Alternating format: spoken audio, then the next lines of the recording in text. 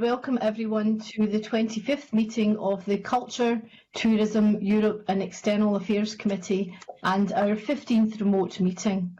The first item on the agenda is a decision on taking agenda item 6 on draft correspondence in private. Are we all agreed to take agenda item 6 in private? We are all agreed. Our next agenda item is evidence on an affirmative instrument, the Census Scotland Amendment Order 2020. Can I welcome to the meeting Fiona Hislop, Cabinet Secretary for Economy, Fair Work and Culture, Jamie McQueen, the lawyer with the Scottish Government, and Pete Whitehouse, Director of Statistical Services with the National Records of Scotland. I would remind members to give broadcasting staff a few seconds to operate your microphones before beginning to ask your question or to provide an answer, and I would be grateful if questions and answers are kept as succinct as possible. I will shortly invite the Cabinet Secretary to make a brief opening statement, after which we will move to questions. If any member wishes to ask a question, please type R in the chat box and I will bring you in. Cabinet Secretary, would you like to make some opening remarks? Convener, and good morning, committee. It was back in February that I last appeared before this committee in respect of Scotland Census, and at that appearance you recommended approval of the draft census order, and National Records of Scotland were making good progress and were on track to deliver a successful census in 2021. Now, I'm here today to seek your approval of the amendment census order, which will change the date of the census to March 2022. So let me make clear that the decision to move the date of the census was not taken lightly. We are all aware of major events around the world which have been cancelled or significantly disrupted due to the impact of the coronavirus and the pandemic. Like many of these events, planning for Scotland's census has been seriously impacted as a result of the pandemic. You'll have heard me say before how important census data is, and it is crucial that a high response rate is achieved, which in turn produces high quality outputs for use by data users in the short, the medium and the long term. And it is for that reason that the decision was made to move the census to 2022. We must ensure that the census produces the high quality data required by its data users, and moving the census data provides the best chance of achieving that. So no other survey provides the range of information that the census does. We only get one chance every decade to ask the people of Scotland to complete a census, which makes it all the more important that a full census is taken and that it reaches all communities across Scotland. NRS officials have told you about the different options that they considered to preserve the 21 census date. None of these options provided the confidence of securing high response rates and achieving a successful census. And I appreciate that some data users will be disappointed in having to wait an additional year for data to be concerned and are concerned about census being out of sync with the rest of the UK. But let me reassure you that all data users and stakeholders should understand that NRS will continue to work with the other UK census offices and data users to ensure that Scotland's census delivers the high quality analysis and outputs that are required. The change of a census date provides the best opportunity to do this. So I'm grateful to the committee for your careful consideration of the census legislation thus far, and for your support in ensuring that the census is a success. And I formally invite the committee to recommend approval of the Census Scotland Amendment Order to the Scottish Parliament. Thank you. Thank you very much, Cabinet Secretary. Before opening up to other members of the committee, as you know, we did have National Registers of Scotland before the committee to talk about the delay.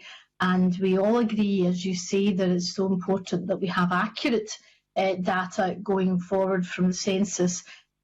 You say that they were ready to deliver the census before the pandemic struck. We know that they did have an amber grading ahead of the pandemic. And when they were before us, I had raised the issue of the Office of Statistics Regulation report from October 2019. They looked at how all the census authorities across the UK were progressing, and of course it's only Scotland that's delayed the census.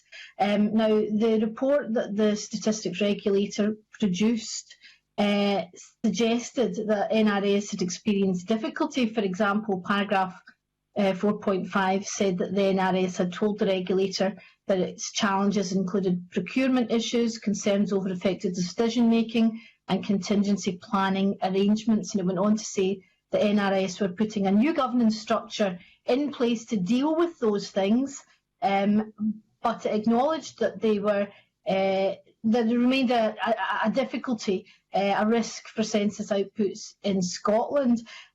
Did that report give you cause for concern, and are you confident that pandemic notwithstanding, the NRS will have overcome these issues to deliver the census in 2022? Well, the answer to that is yes. Obviously, the report was back in 2019.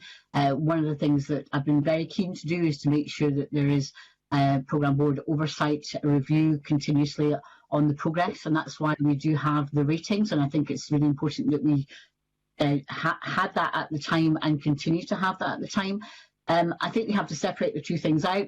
Clearly, the decision that was taken this year was in relation to what the completion rates would be, and therefore the success rate of the census at the time it was taken, which would be in 2021. And obviously, in terms of the planning for that, particularly in relation to the Scottish census, we were embarking in the procurement area, particularly around face-to-face operators and the training and the provision going into the summer autumn that would be required there. So in terms of the movement, I mean, it was moving from amber, and it was getting into a more positive place. I'll bring Pete Whitehouse in because obviously the governance and the changes and the oversight, particularly on the operational side of the census, is National Records of Scotland. But as a government minister, I've spent a great deal of time and having regular updates on the progress and pressing back on some of the issues that were obviously of concern to that, in that highlighted in that report, which was from the previous year. So I appreciate what you're saying, but they would have been able to do this, and we were keen that they could do it, and we pressed back to test really did they have to delay it. But like other countries, we've taken the decision that the wisest and most sensible, and increasingly it's looking so, thing to do would be to ensure that we got the participation rate as strong as it could be, and for over £100 million of taxpayers' money. Trying to get a 60% return rate would not be good value, and also would not provide the data we need. But can I bring in Pete Whitehouse? If I can give broadcasters the indication if convener is agreeable to that. Pete can maybe talk about the amber rating back in the March period. Pete.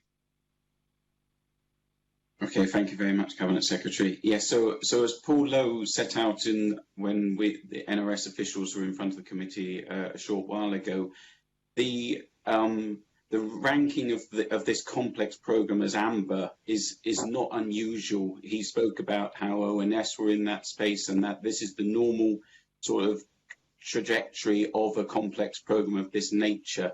The conversations with our programme board and the conversations that we would have in our organisation were at that point that we were going to be able to deliver a successful census in March 21 until the pandemic hit and that scenario then changed.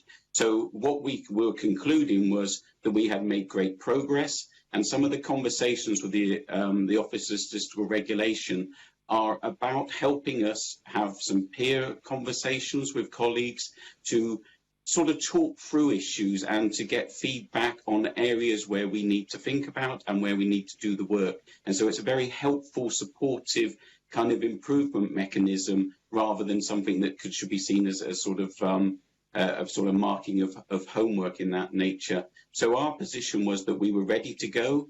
Amber was the position that we were in, which, as Paul set out, meant that we were going to be able to deliver, but as is absolutely the case with all censuses across the globe, the year running into the census is hugely complicated and difficult. We all know that, and it's very usual for a census to be in an amber situation at that point. And as I say, with the OSR, We continue to work with them. They continue to provide us very good support and advice, as do other colleagues across the UK, to make sure that we do overcome what will be the usual problems that we will be facing. But we are well set to do that, and we are very confident that we will be able to deliver. Thank you.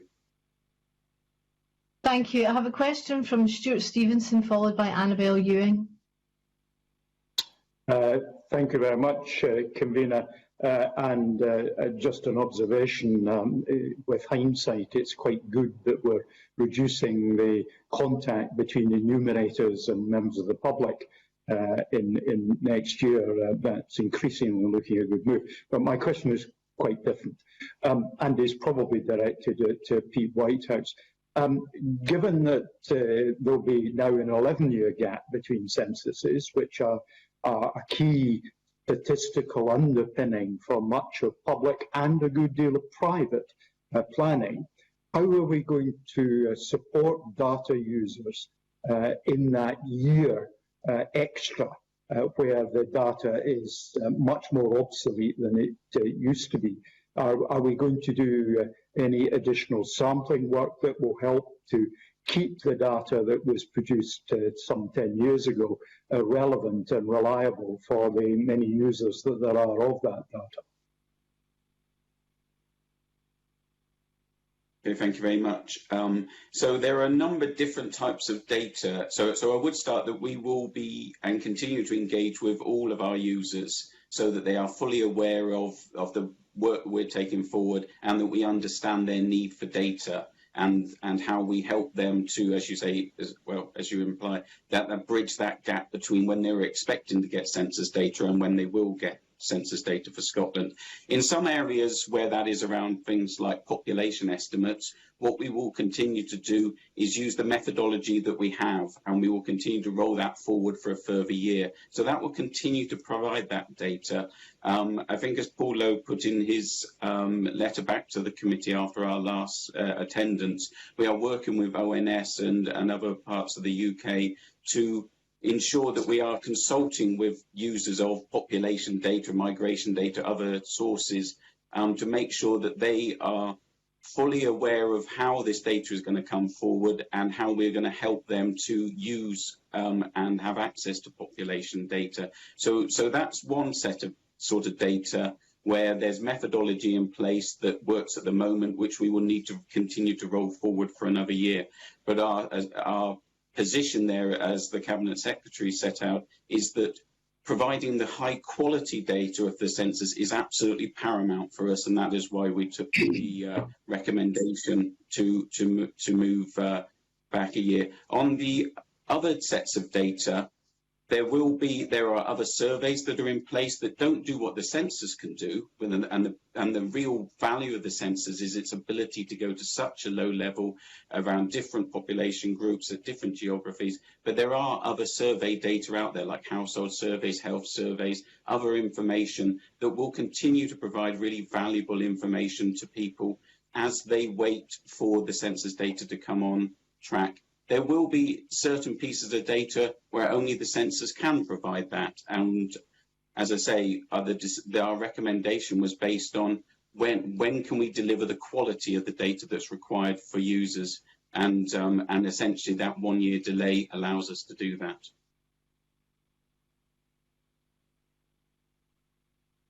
Thank you very much for that answer. We do have a couple of other members that want to ask questions. I'll move to Annabel Ewing, followed by Kenneth Gibson.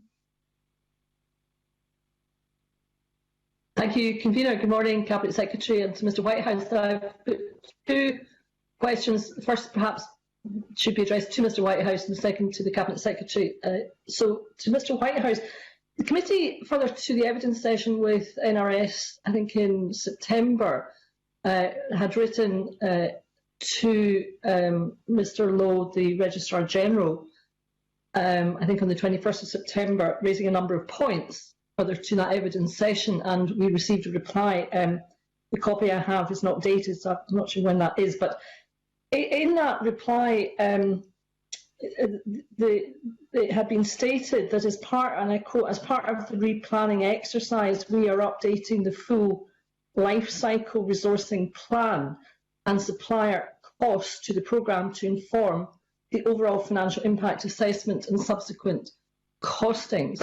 Could Mr Whitehouse advise whether that has been completed, or if not, when that process will be completed? Thank you. Okay, thank you. So we are still working through our replanning work at the moment. And as Paul said and was set out, we will write back to the committee when we have concluded that. We're at the moment thinking that's going to happen in December. Okay, thank you for that. And if I could turn to the Cabinet Secretary, in the convener's letter to the Registrar General,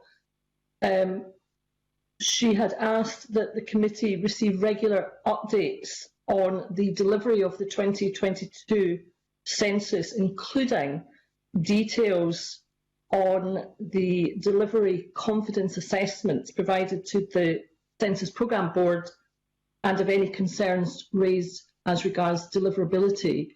Can the Cabinet Secretary confirm that the committee will receive some updates? That wasn't really addressed by in his reply to the convener. Thank you. Okay, the sound's breaking up a bit, but I think I got that. Clearly, as we move into the final year, as would always be the case, we would be wanting to ensure that there was more regular updates to the committee on the progress of the census, so I'm committed to do that. Clearly, in terms of the programme board reports, I'll look at the kind of level, the provision, the detail of that. But I think, for my commitment, I was always certain that I would want to engage the committee on a regular basis in terms of updates in operation and costs, etc., deliverability, any of the risk aspects. And certainly I think it's my responsibility, if there are any risks to the census, that I would obviously bring that to the attention of the committee. So that's my commitment to you. Well, I thank the Cabinet Secretary for that, and we look forward to those updates, because I would imagine the Cabinet Secretary is having to rely really on the assurance of the Registrar General of NRS that this is actually going to meet the next deadline of March 2022, and it would be a pity if the Cabinet Secretary's trust was not met in that regard, and we're very happy as the committee to do what we can do to ensure that the next deadline is not met, is actually met and does not fail like this one. Thank you. And if I can reassure the committee, I mean, that's the point about the kind of the more broader oversight programme board, is to give that range of test and challenge. And also, as you've heard, that actually within the census community, dare I say, in terms of the statistical bodies across the UK, and indeed I think the international kind of understanding of the pressures, not least because we're not the only country that's going through issues around pressures around the census, that test and challenge is really important and valued. And it's important to me, and I'll be providing regular updates clearly to yourself, but obviously my duty and responsibility is to make sure that Cabinet more widely understands the issues, and that's why, particularly in the decision about the order that's in front of you, I've made sure that my Cabinet colleagues are fully aware and understand the issues and engage with them actively on that as well. Thank you, Cabinet Secretary. Thank you, Convener. Thank you very much. Kenneth Gibson. Hi, good morning everyone, and thank you, Convener. On the letter that's just been received from Mr Lowe,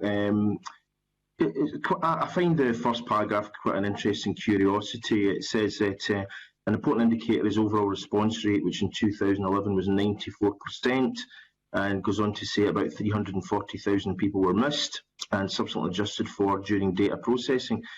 Seems a kind of strange to me that we're conducting a census to get 100% accuracy, and yet there is an estimate of people who clearly have not responded to the census. And the paragraph goes on to say that coverage assessment adjustment methodology was able to drive that, and using a census coverage surveys, and it then goes on to talk about how Glasgow had 89% and Borders 96%, with other local authority areas being in between. I'm just wondering, how critical is the census if this information can effectively be delivered more or less without it, so it seems, and how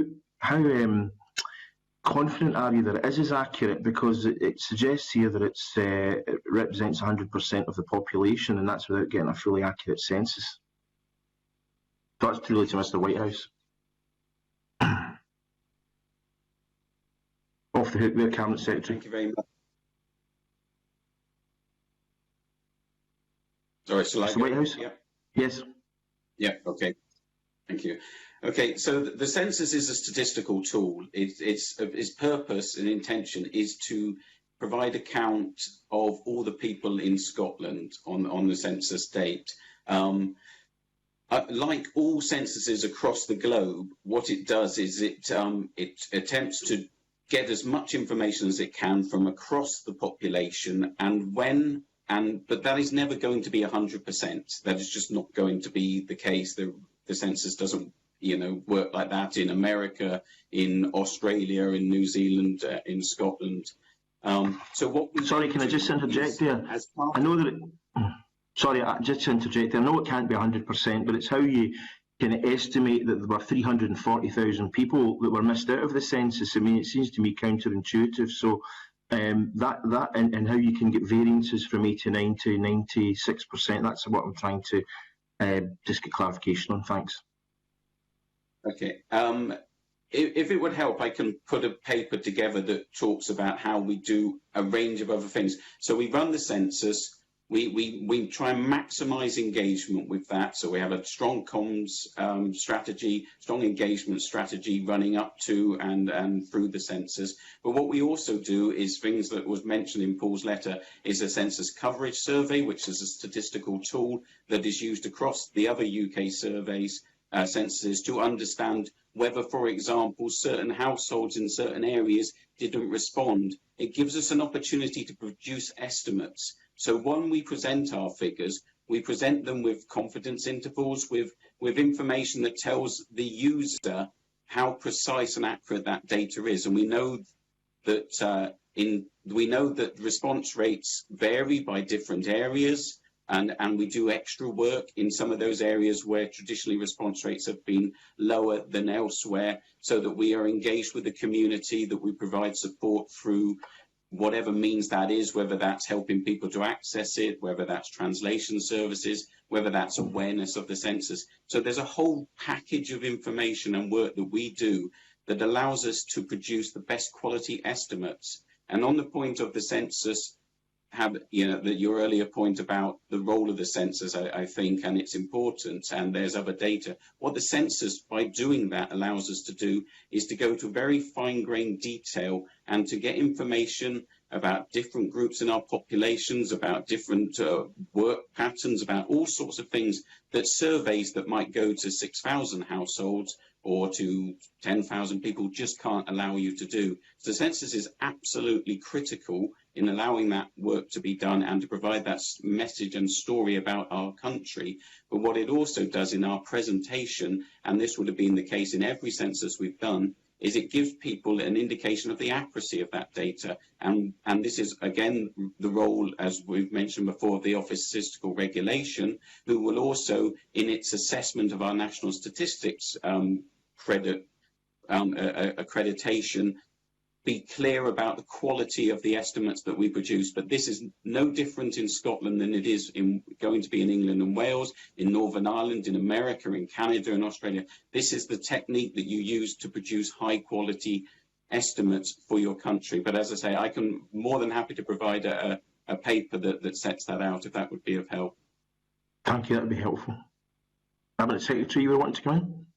Yeah, I just wanted to remark on the visit I had to the operations of the test census when they were particularly targeting the areas that they were concerned about previously. So that's one of the reasons why particular areas of Glasgow were targeted during the test area, and the importance of the engagement, the publicity, particularly in areas where in the past we've known that there's been perhaps not as complete completion. So therefore, even for that test area, you had many areas, for example, for the Roma community, to make sure in Glasgow that they were well aware that this was coming, that they were encouraged to complete the census.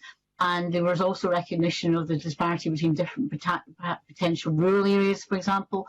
And so therefore, the test sessions that were conducted were deliberate to try and make sure that we could test not only what the completion, that the systems work, but also that there could be penetration by ensuring that what goes around the census, which is the communication exercise, can maximise the completion, because we know that poverty has a big impact, for example, in lots of different walks of life.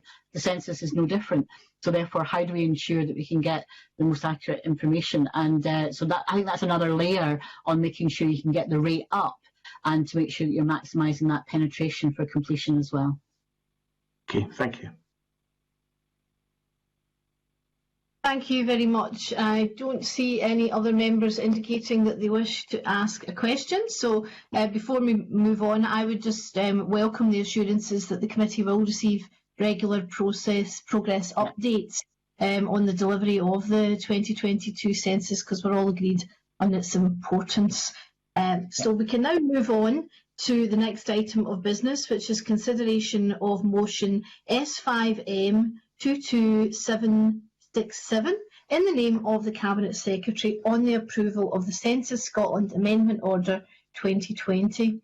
Before I invite the Cabinet Secretary to speak and move the motion, if any member wishes to make a contribution again, please type R in the chat box and I will bring you in.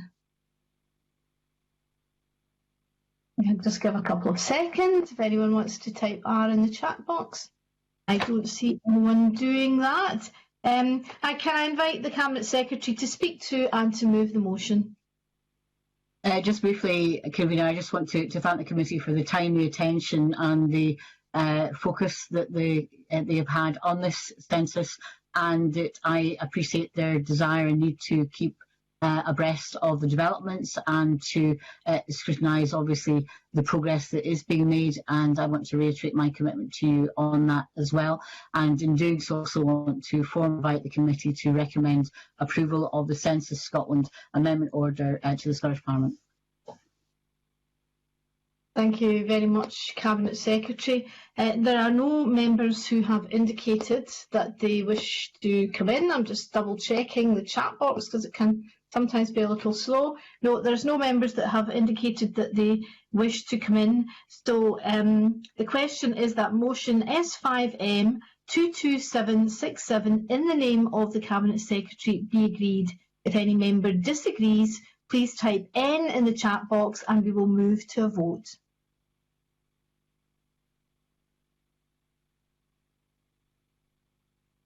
We have no N's in the chat box, so no member has indicated that they disagree. Therefore, the motion in the name of the Cabinet Secretary is agreed, and the committee recommends that the Census Scotland Amendment Order 2020 is approved.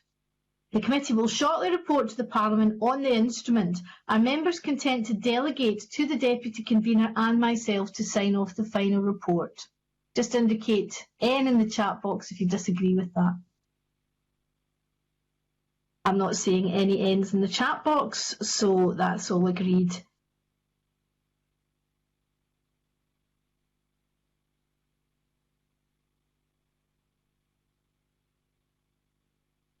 I thank the Cabinet Secretary and her officials for their attendance this morning.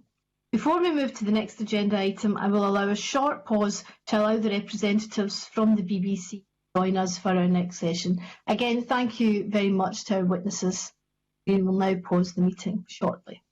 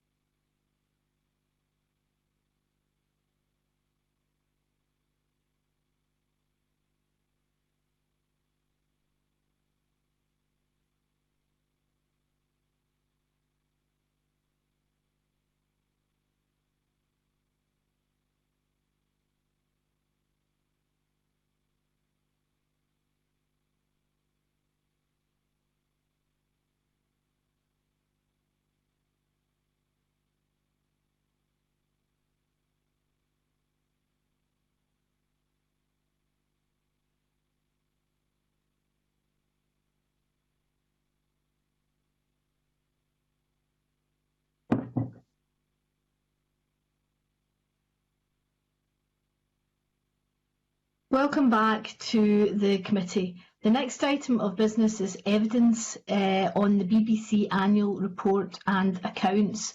Before I welcome our witnesses, I should have put it on record earlier that we have received apologies from Dean Lockhart, MSP, for this morning's meeting. So can I welcome to the meeting Steve Carson, Director of BBC Scotland, and Clint Isherwood, the Chief Financial Officer of the BBC.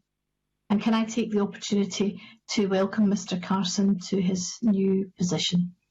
As always, I would be grateful if questions and answers could be kept as succinct as possible.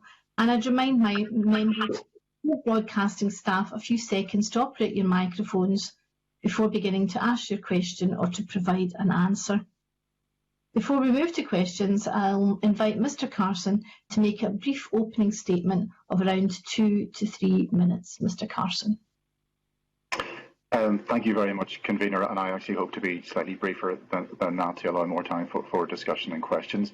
The BBC's annual report and accounts cover the period to March 2020, a year which saw the BBC Scotland channel reach more audiences than any other digital channel in Scotland, including well-established and high-profile channels.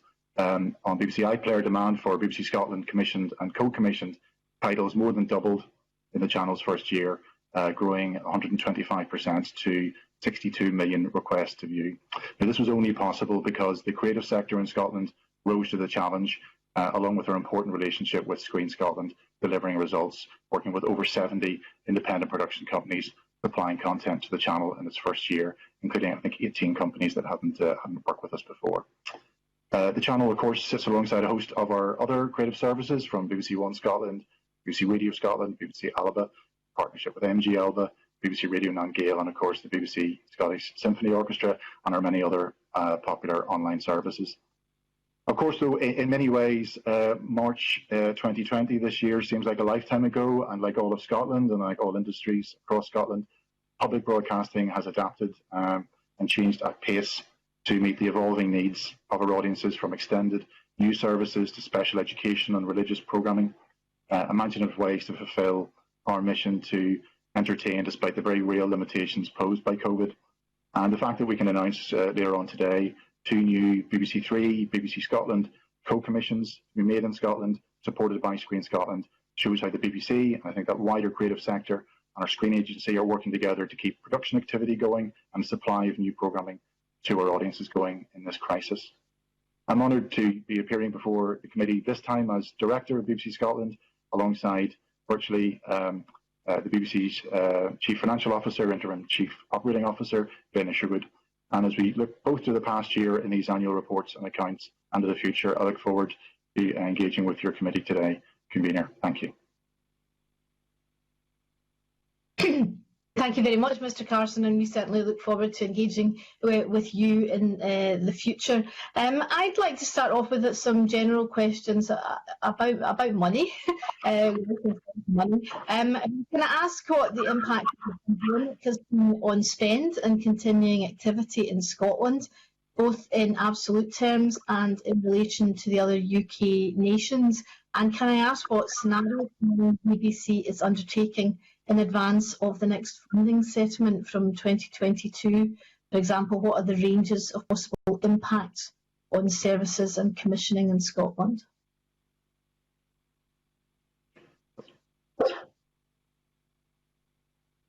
Perhaps Glyn would lead on that. Thank you. Thank you. You broke up a little bit during the question, but I think the question was around COVID, and then a subsequent question around licence fee settlement next year. So COVID has had a broad-ranging impact on the BBC, not just income, because we're not immune from the financial challenges like many other organisations, but operationally, and particularly our ability to produce during this time.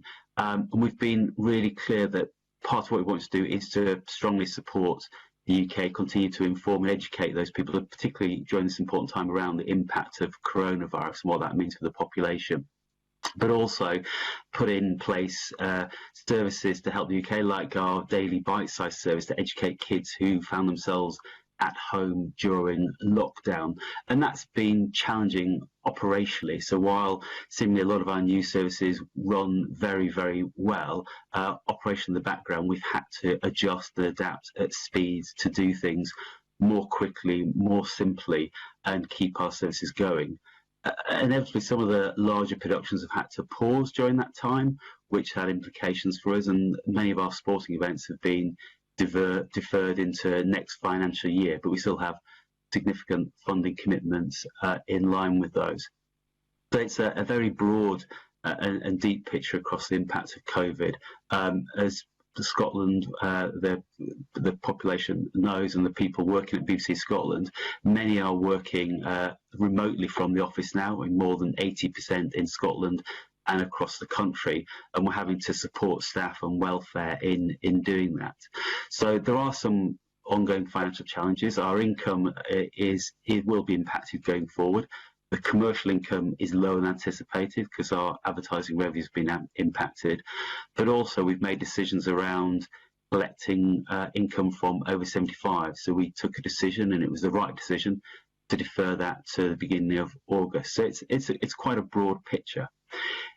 In terms of the settlement for 2022, we're engaging with the government now around that, and that's around setting BBC's budget going forward to the end of the charter. It's not a question around the type of funding or support for the licence fee, but around the level of overall settlement. And it's important within that to think about the financial impact on the BBC, but also how we successfully continue to deliver on our charter during that period and invest, importantly, in the sector, and that includes across Scotland.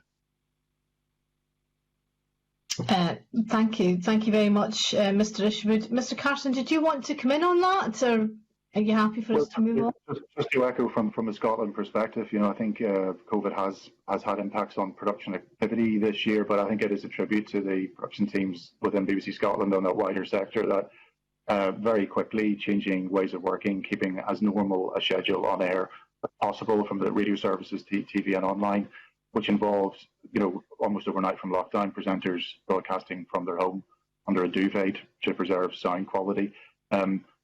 Big production entities, drama and comedy, are particularly affected by it. River City, as you know, had to go dark earlier this year, and it took a lot of hard work and very safe working through, but imaginative ways to restore production to River City. So that sort of echoed across the piece, particularly on our scripted side. But everyone has worked incredibly hard to keep activity and services going throughout this year.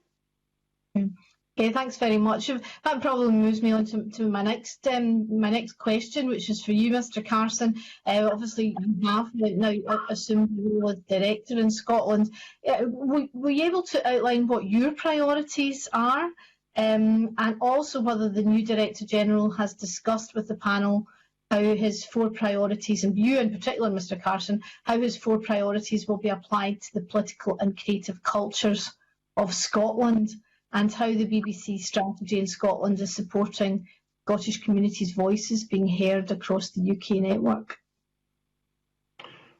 Well, the Director General, as you said, has set 4 priorities for the whole organisation. I think they're clear, and I think restating our commitment to due impartiality, making unique, high-impact content, making more of our online service, and growing our commercial income. Those are the 4 clear priorities that cut through in Scotland just anywhere else.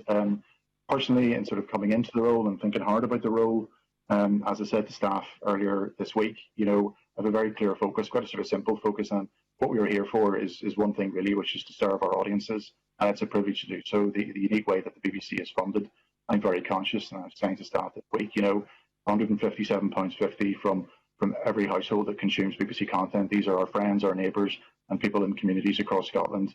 We will never meet, but they are our bosses, and they are who we serve. As an overall approach, then, I do believe very strongly that BBC Scotland is a very large, influential creative organisation, but we are part of a broader, wider creative sector, a keystone, perhaps a catalyst for activity, but it's not all about us. There's a wide creative sector here. We really want to grow the creative economy. I think that's a public good in itself, but also in doing that, we then serve our audiences better. So very strongly committed to sort of working as a partner with other organisations to be a key part of my tenure here, building on what we've already been doing, over the past few years. And of course, really fundamentally making sure we keep delivering very high quality news and information services. We bring people together over shared interests, from sport to the arts. We can offer people a diversion, potentially some light relief or a laugh at the end of a busy day. So that full mission of to inform, educate, entertain across the genres. High quality drama, as we've seen with Guilt, distinctive Scottish comedy, as we've seen with Two Doors Down, and some new titles coming through. Really strong documentary factual tradition in Scotland. We've had some real success in the past few years through sport, through the arts, the full works. We're a content business. We're here for the audience. That's kind of, in a nutshell, my vision. Okay, thank you very much. I'm sure a number of our members will want to explore some of that. I now move on to the Deputy Convener, Claire Baker, for her questions. Thank you, Convener. I'd first like to ask a bit more about the COVID situation, and if it's possible for the panel to maybe be a bit more specific about the financial impact. I know reference has been made to commercial income being reduced and the pressure of the BBC licence fees, but I'd be interested whether at this point there can be some figures attached to what the funding pressures are. And Mr. Carson talked about River City, the changes in the way in which things were filmed. I'm assuming that also would include an increase in production costs. And then kind of attached to that, as part of the discussion, you also talked about growing the creative economy. Do the financial pressures caused by COVID not put extra pressure on the ability of BBC Scotland to do that? Well, again, perhaps Glenn would like to talk about sort of the wider financial picture for BBC, and I can come in afterwards.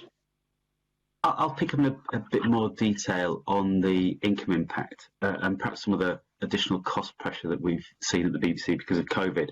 So if you think about the tranches of our income, our commercial income, some of which is collected in the UK and overseas, is dependent on advertising markets. And in the first part of lockdown, some of those markets fell 40 to 50% in month, which was a significant a drop. They've eased a little bit throughout the rest of the financial year. So our overall commercial income has dropped, which means that across BBC Studios, which was successfully growing year on year and delivered profits of 181 million last year in the annual report, will be substantially reduced this year. And that reduces the amount of money that can be then put into public service broadcasting across the whole of the BBC. Secondly, the decision to defer over 75s from collection from June to August cost the BBC 70 million in year. It was the right thing to do given the impact across all sectors of society, and we wanted to make sure that when we collect money, we collect it in a COVID-safe way. We weren't ready at that time, but we are now, and that has now in place and going pretty well. And then thirdly, just around normal licence fee collection, we did find that in March and April it was down year on year, and that was just really around our ability to collect. So we had to put in new processes for our operating TVL centre to work in COVID-safe way, and for some of those people to work remotely. So we had to put in place new processes, but that's now look as though recovering.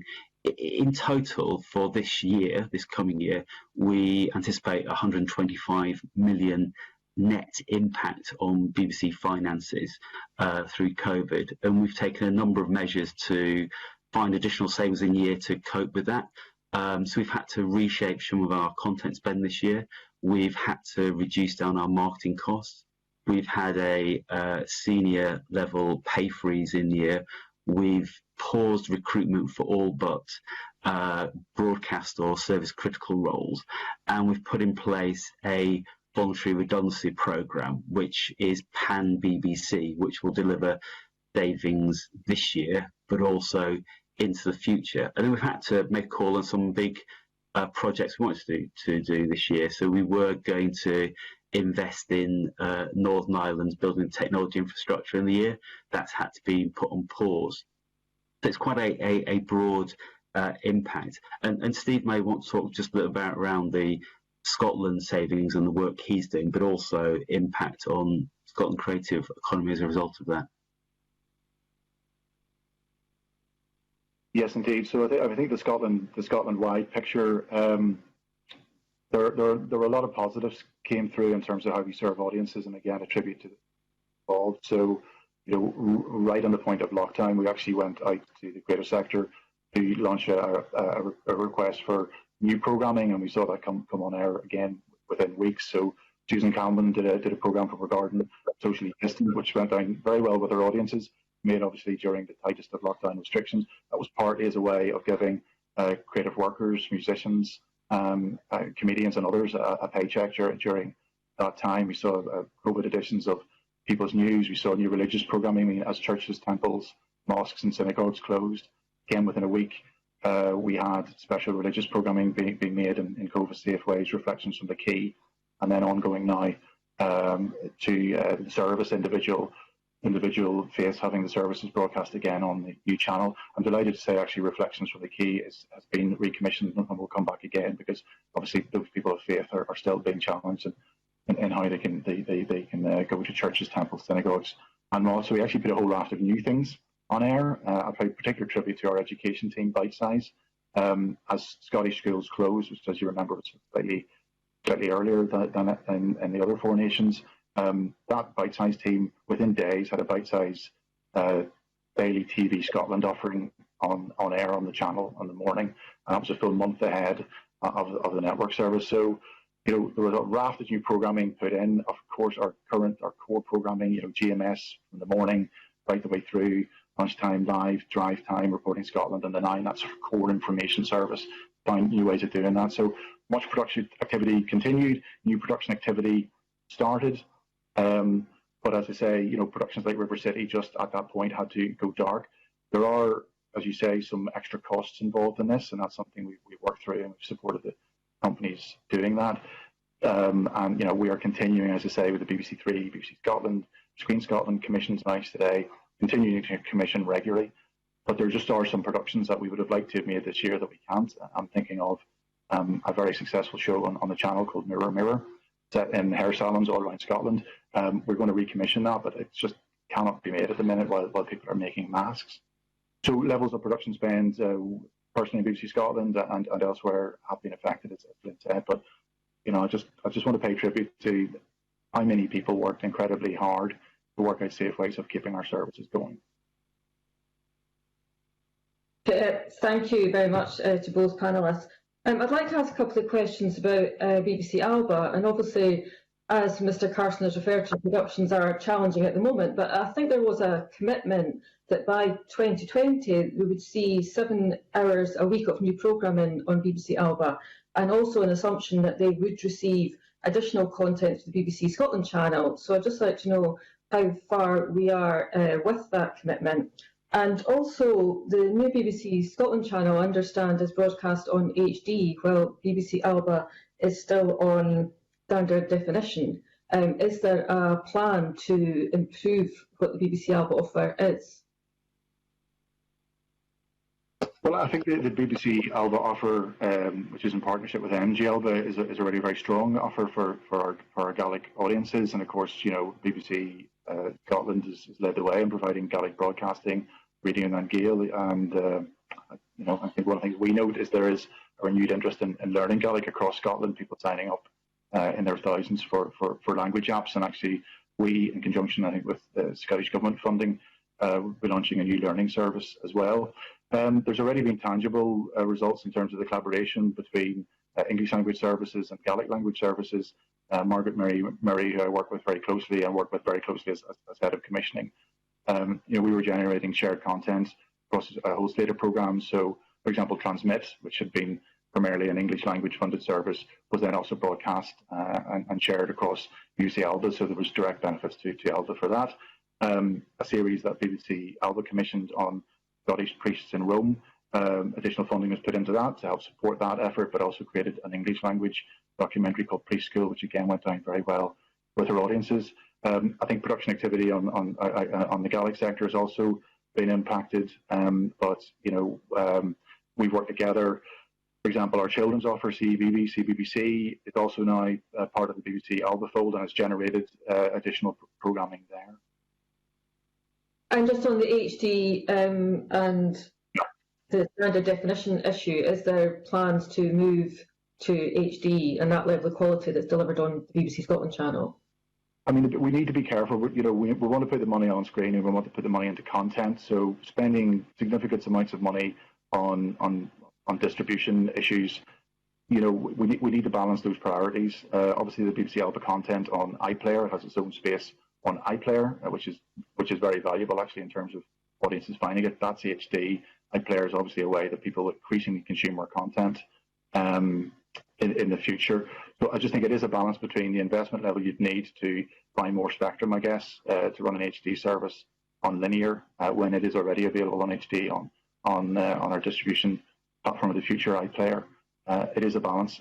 I would like to see it on HD, but we really have to make a business case for that. And of course, if it takes money out of content, I think judgment there. Okay, thank you. Thank you very much. Our next question is from Annabel Ewing.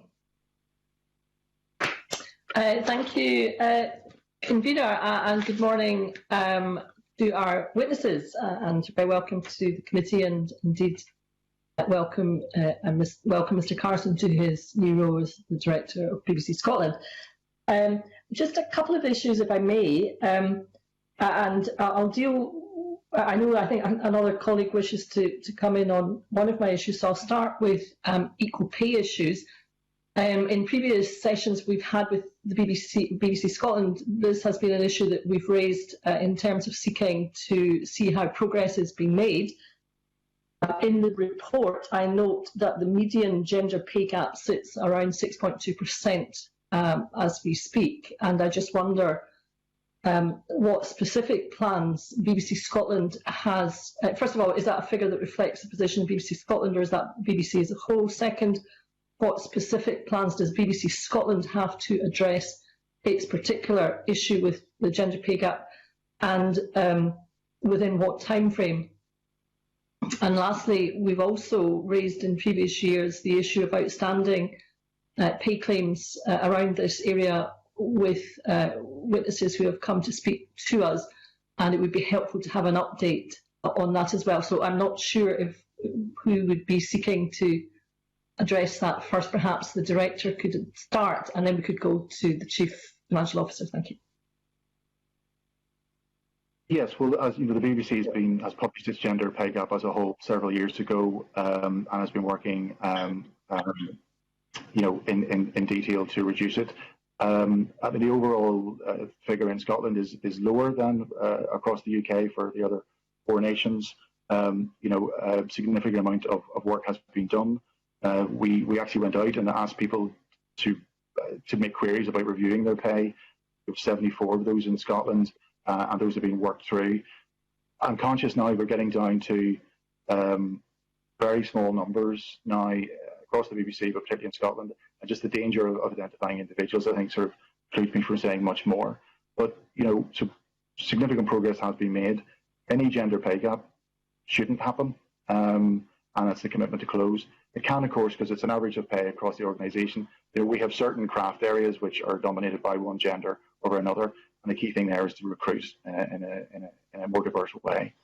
But our commitment to equal pay and to close that gender pay gap is there, and perhaps I'd hand over to Glyn for the wider picture. Right, just before we hand over, you say, sorry to interrupt, but you said, Director, that the figure in Scotland was lower. Do you know what the figure in Scotland is? So it's 6.2% UK-wide. What is the figure in Scotland? We're looking at around 5%. Okay, thank you. But as I say, any percent of the gender pay gap is something that we need to work on.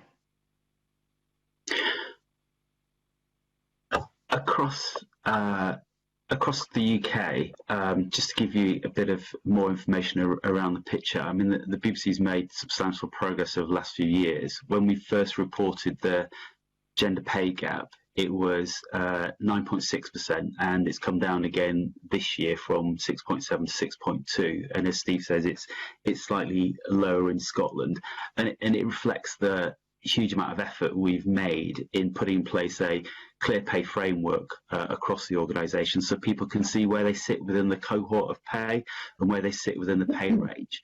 And we've put in place principles that underpin that, so that our pay is fair, it's transparent, and it's market competitive and consistent between the different grades. In terms of overall pay queries, Steve's right that we had 74 in Scotland.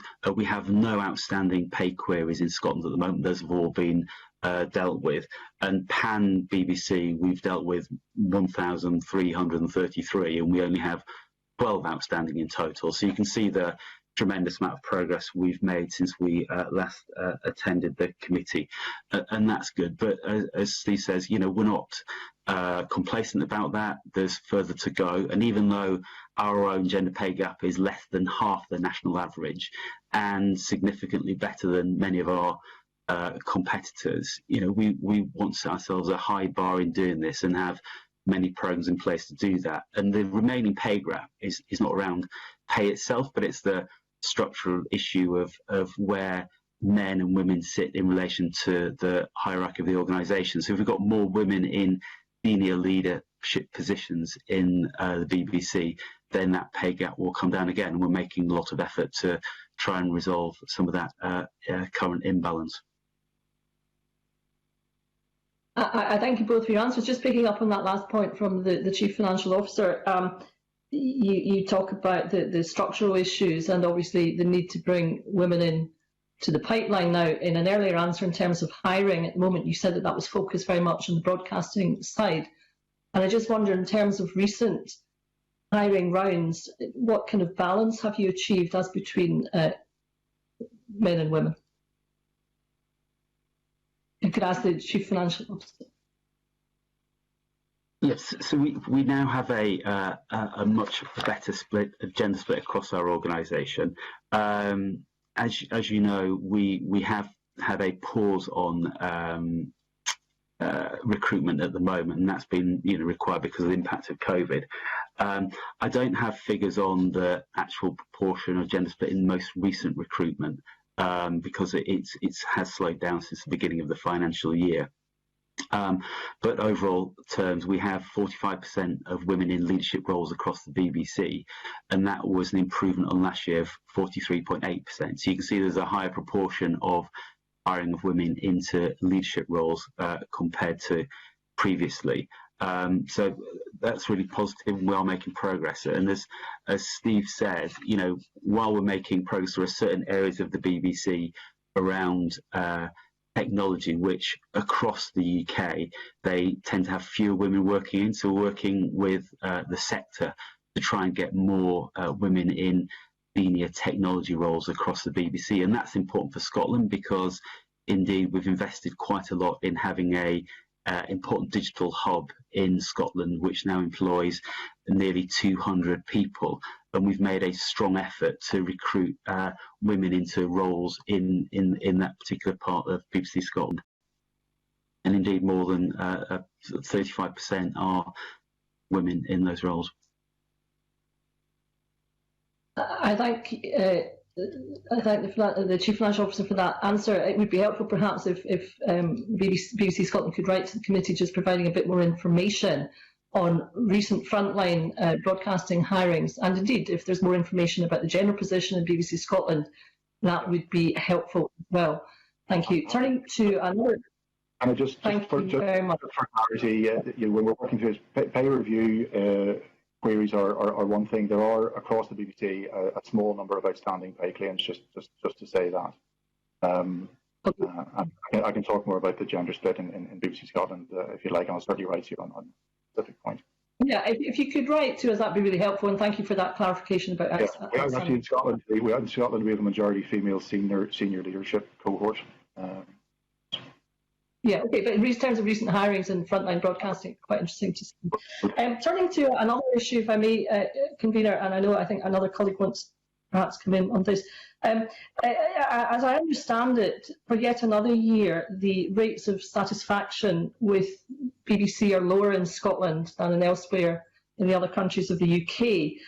Now, I thought it was interesting, Mr. Carson said in an earlier remark that the people of Scotland are our friends, our neighbours, and are who we serve. And I just wonder, therefore, why, Mr. Carson, Mr Carson would say in terms of the fact that, notwithstanding his clear view, it doesn't seem to be particularly reciprocated at this point by the people of Scotland. Well, I would contest that. So there are in the annual report and accounts there the results of a survey which was done for the accounts, and it does show in some cases levels of satisfaction with the BBC lower in Scotland than elsewhere, and that's a long-term historic trend. A kind of a rolling piece of survey work we do with a large panel shows it's an aggregate of approval scores called General Impression of the BBC, and actually it shows that over the past 5 years the gap between, I guess, overall approval of the BBC in Scotland and the BBC across the UK has narrowed, I mean, quite significantly. I think a few years ago it was on a 10-point scale, 0.7 of the difference.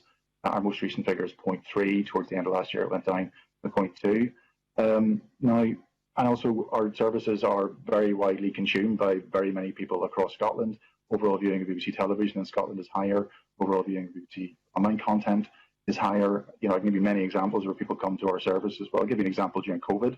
You know, on any day during the past months, when there's significant new COVID information being distributed, whether it's caseloads or new regulations, people flock to BBC News Scotland services, reporting Scotland's audiences surges over competitors, and I think it's the audience voting, you know, instinctively when they need information they can trust, they come to the BBC, and that's information to protect themselves and their families. So yeah, I think it's not to downplay issues, and it's not to downplay there's perceptions of the BBC in Scotland that are different. That is a challenge. It undoubtedly is, and we respond to that by doing good work, and that's the only way we can respond. I thank Mr Carson for the answer. I mean, it's interesting that he just flagged up COVID and the importance of information needed to protect people and their families. And I wondered if he could reflect on the decision-making process that ensued, where we saw that certainly at one point the BBC Scotland was going to pull coverage of the live daily Scottish Government briefings held by the First Minister. I think certainly the people of Scotland were very puzzled about that. So perhaps he could elucidate, given he has already stressed the importance of the role of the public broadcaster during a global pandemic, why it was thought that that was a reasonable approach to take, albeit one that has been, I think, mostly reversed. Yes, I'll deal with that specifically. And of course, our contribution to covering coronavirus public health information is widespread across all our outlets and news programmes, and not simply on the Scottish Government briefings. I regret that for a period of days. I think you're right. I think many ordinary members of the audience felt that the BBC had decided it wasn't going to cover coronavirus anymore, and that's not what we said. That's not what we intended. But clearly, that message got muddled, and that is on us. What we were doing actually during that period was essentially,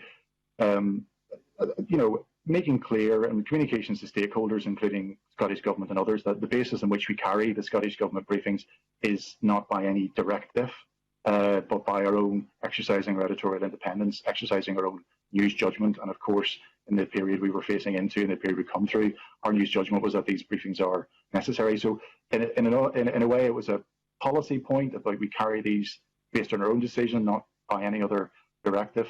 That clearly was picked up and interpreted by many people as us withdrawing from that service. And of course, we didn't intend to do that, and we did not do that.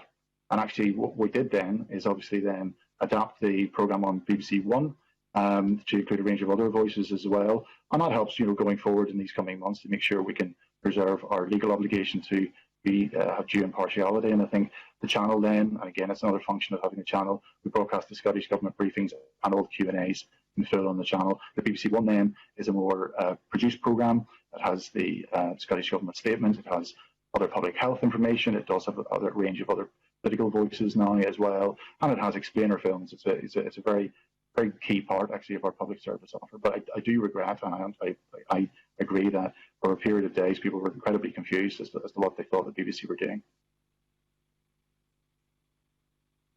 Thank you, convener. Thank you very much. We now move on to questions from Ross Greer. Thank you, Convener. I'd like to start off by asking about the performance of the Scotland channel. I'm working on the assumption that over the last 6 months or so, the overall statistics for viewership, audience share, etc. on that channel will have risen considerably because of its role in broadcasting the briefings. But Steve, I was wondering if you could outline the specific coronavirus public health briefing coverage aside, what the overall performance and audience share metrics for the new channel have been over the last 6 months. This committee was obviously very supportive of the channel being set up, and we're very keen to keep an eye on it, given the interest that those who are perhaps less supportive of its establishment have had in audience numbers. So I think you're right. The performance over the past 6 months has been broadly very strong. I think, like all broadcasters, during the summer you see dips. That's normal, and of course we had less sport on than we normally would have had. So since launch back in very end of February last year, as I said, the channel has sort of emerged as the channel that reaches more audiences in Scotland than any other digital channel, not far behind Channel 5, in fact, in terms of reach, which is exceptional, well ahead of other digital channels that are long established: Sky One, More 4, E4, even our own BBC 4 and BBC News channel. We saw in Q2 this year, so the first 3 months of the pandemic, audiences coming to our services. I think you're right, for news and information, but also we saw, even when we were in the absence of live sport coverage, offering classic football matches, people that real craving. I think we all felt it for diversion versus for something else. Over the past few weeks, and I think this doesn't get reported. So share of audience is the available audience on a particular evening that you capture. So BBC Scotland channel, I think, on 3 occasions in the last 2 weeks, last Sunday, last Friday, the Friday before, our share of audience has been ahead of terrestrial channels, a combination of BBC 2, Channel 4, Channel 5. With potentially the slight exception of ITV2 when it has Love Island, digital channels don't do that. So, I mean, the overall performance of the channel is actually very strong, and that's a tribute to people I worked in the BBC, but also that wider creative sector. That was the challenge, with that level of investment put down and the expansion of activity and I think ambition. Can Scotland, the creative sector, do it? And I think over that, and I think the awards that Scotland Channel programming is winning across the UK. I mean, to win Best Drama and Best Documentary, the key content categories in the Broadcast Digital Awards against Sky One, you name it, Discovery. That's extraordinary. That's testament to the producers in the case from the independent sector who make those programmes. Thanks very much. And on the point of making programmes, you'll be aware from having been with us before, one of our areas of interest is around commissioning authority. And it's something that I think we've asked the BBC about every year when various execs have been with us.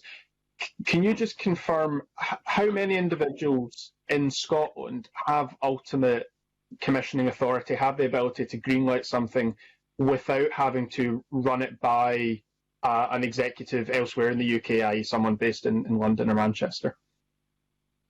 Surely. So, I mean, the BBC Scotland content budget, which reported in the annual report and accounts, is £125 million. Now, that includes overheads and that. So that's entirely within BBC Scotland, and my former role as head of commissioning, that's with the team of commissioners.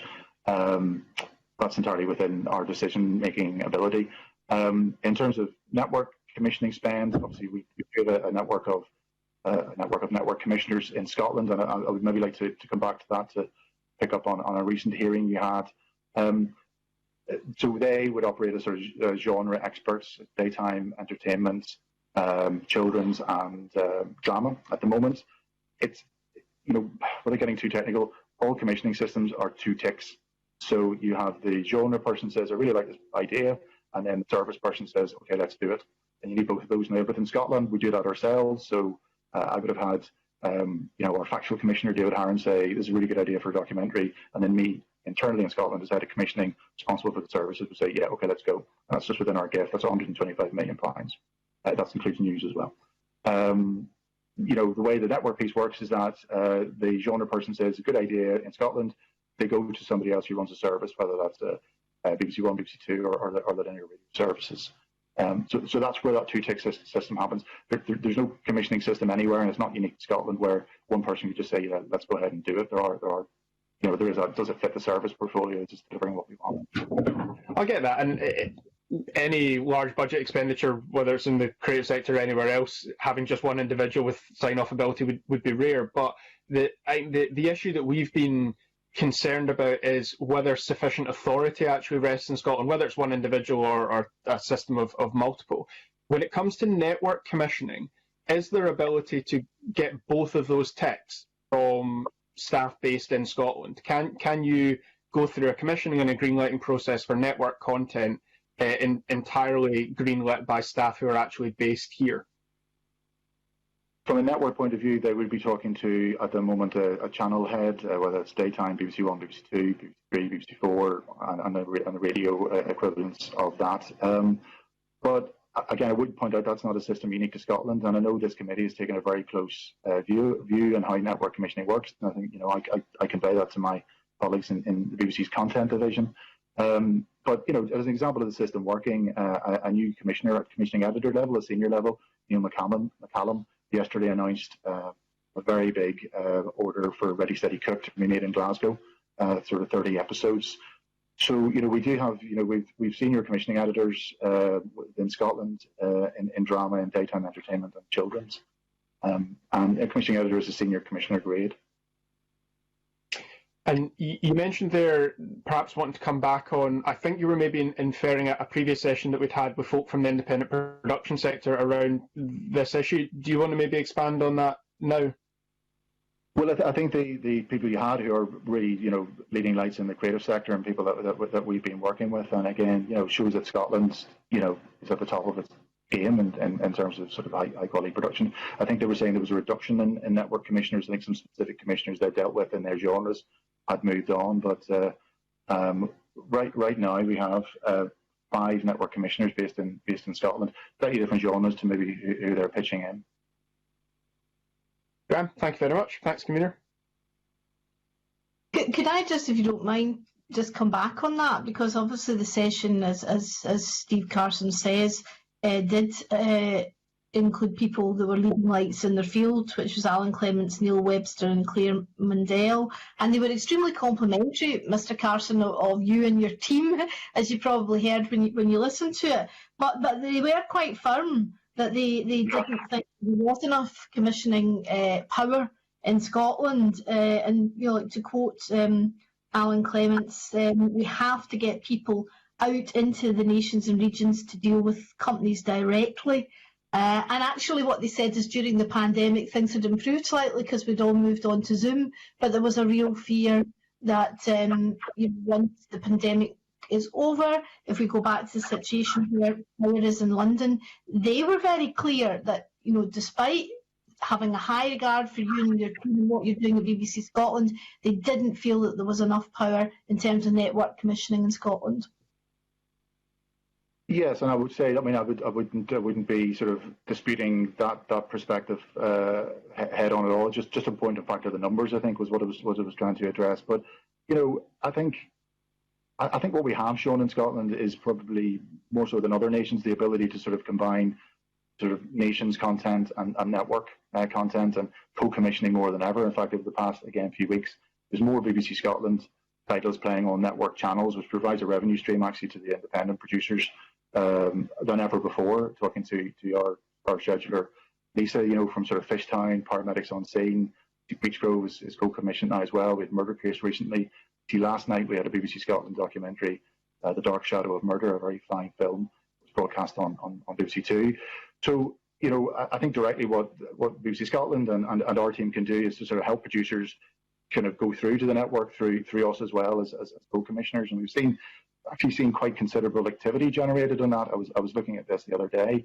Let me get this right. So since 2018, when the new investment began to come on stream, across 35 titles, £8.8 million of investment in BBC Scotland with other producers. We've reached 11 point something million of other investment from other sources, including Network BBC as a proportion of that, I think, with £4 million.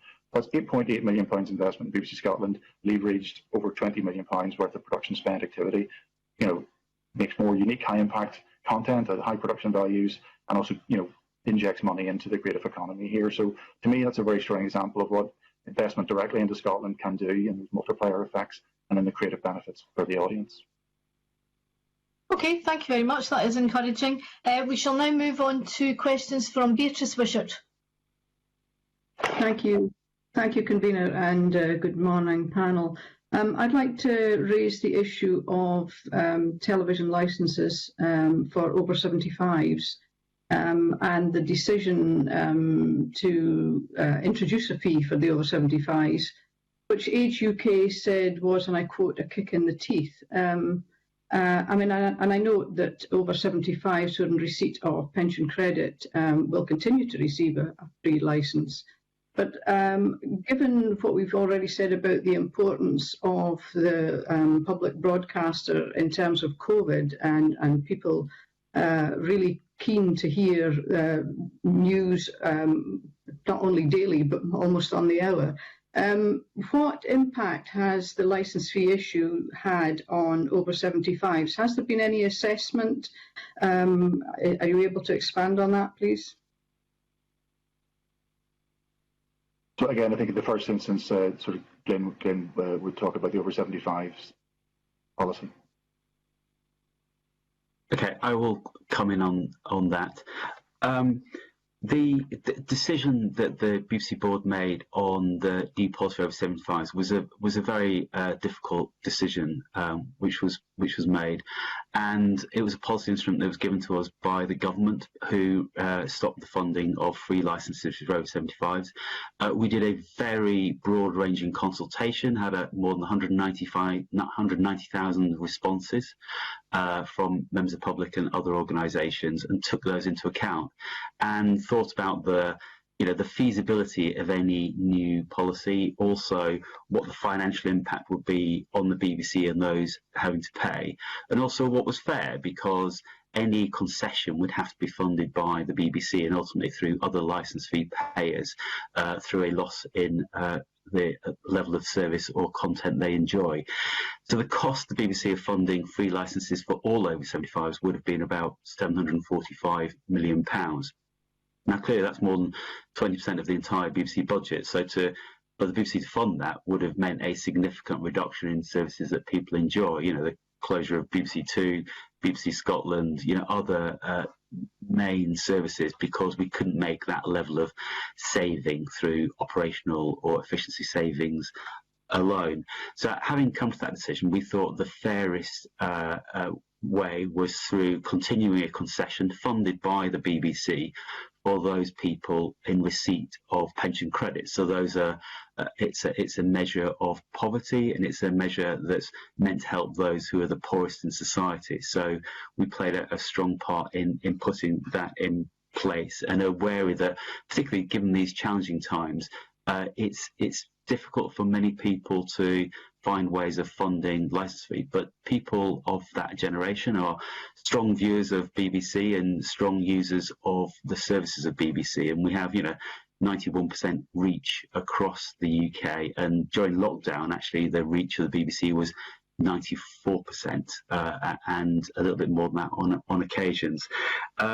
In terms of collecting the revenue, so we've started collecting now, and we're doing that really sensitively, taking into account that many people over 75 are the most vulnerable in society.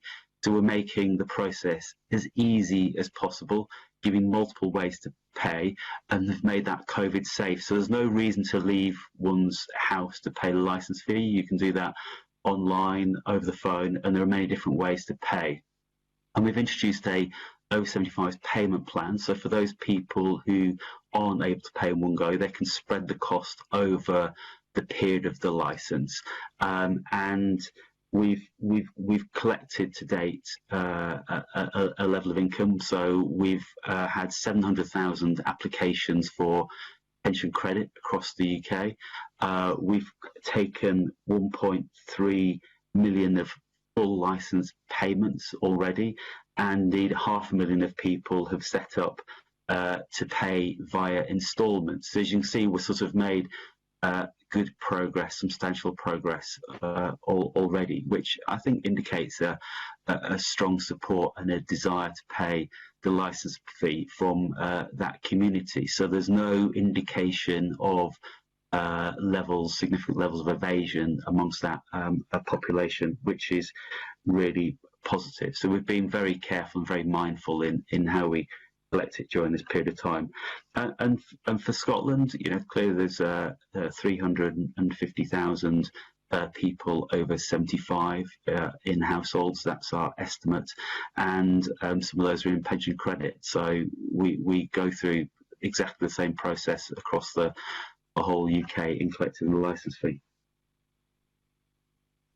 I think on the point of that age group paying what's due, I mean, generally older people don't like to have any debt associated with them whatsoever, and whether they are happy to pay that or not, I think they probably would pay that. But the decision has not been one that has gone down well, and I think especially in rural and remote areas where isolation, the television is a great comfort for many. I think the impact on people, especially during COVID, especially during this time, and the decision to defer the payment from June to August, I wonder what decision did you consider deferring it longer as this pandemic has continued? There's always a balance to be struck between, collecting revenue and the funding of services. So the decision to delay for 2 months cost the BBC £70 million. To delay further would start to have more of a substantial impact on services. So to an extent that the money that we collect is used to fund the services and content and programmes that everybody enjoys.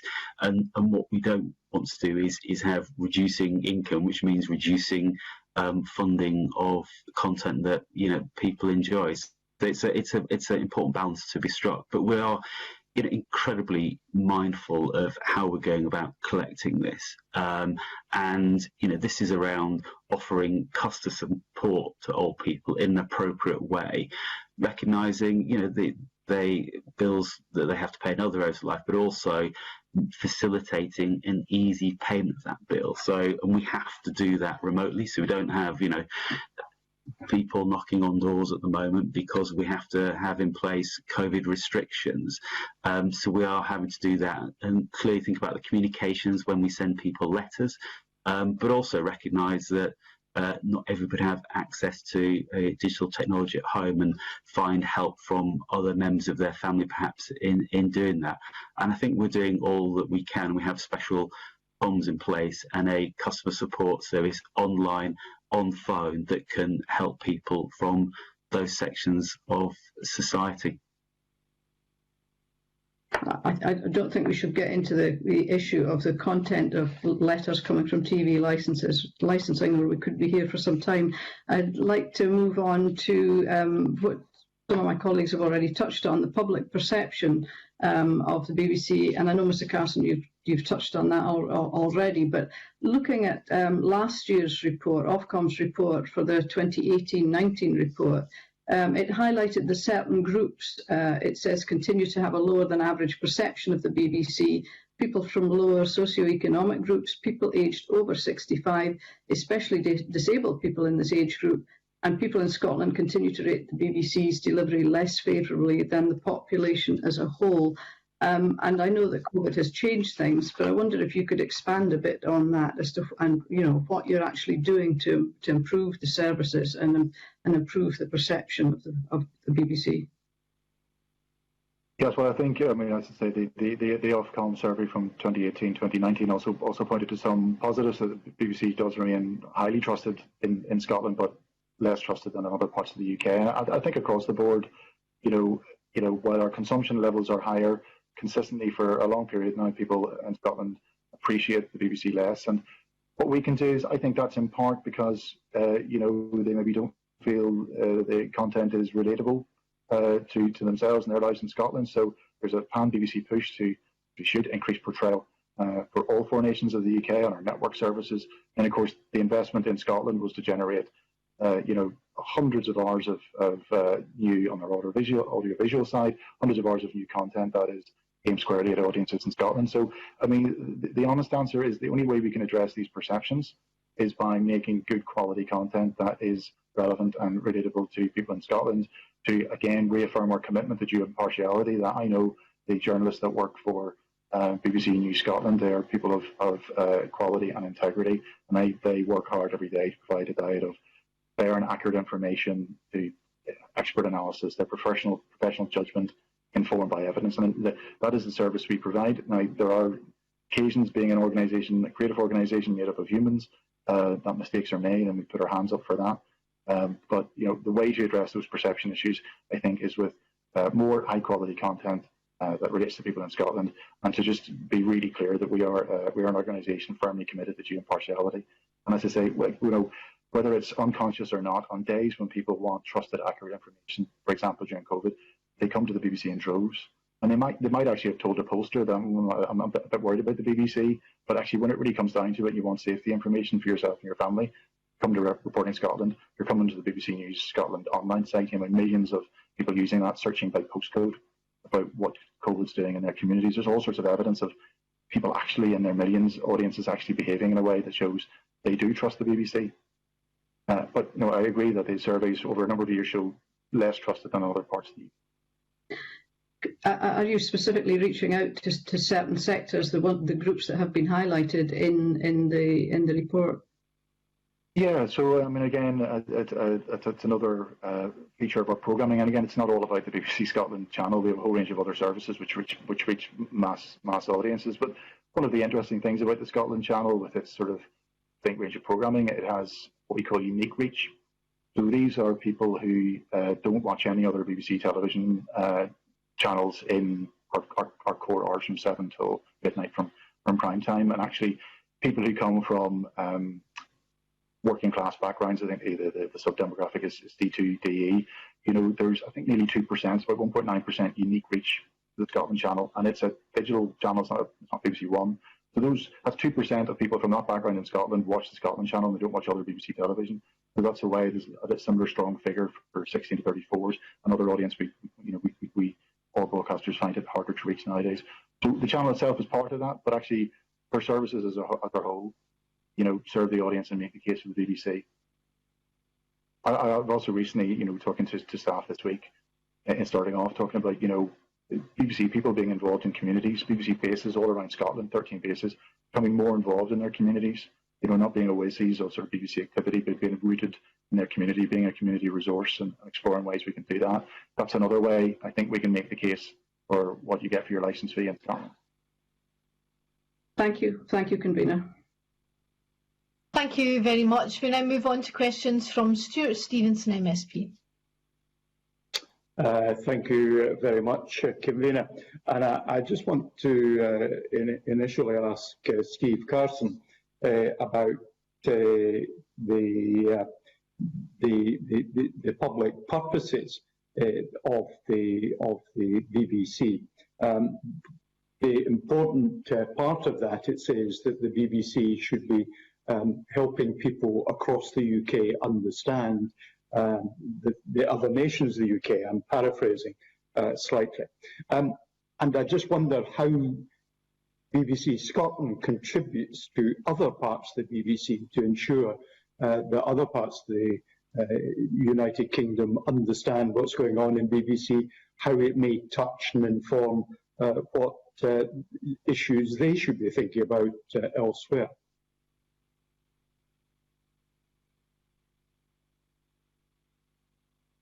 Scotland, but then,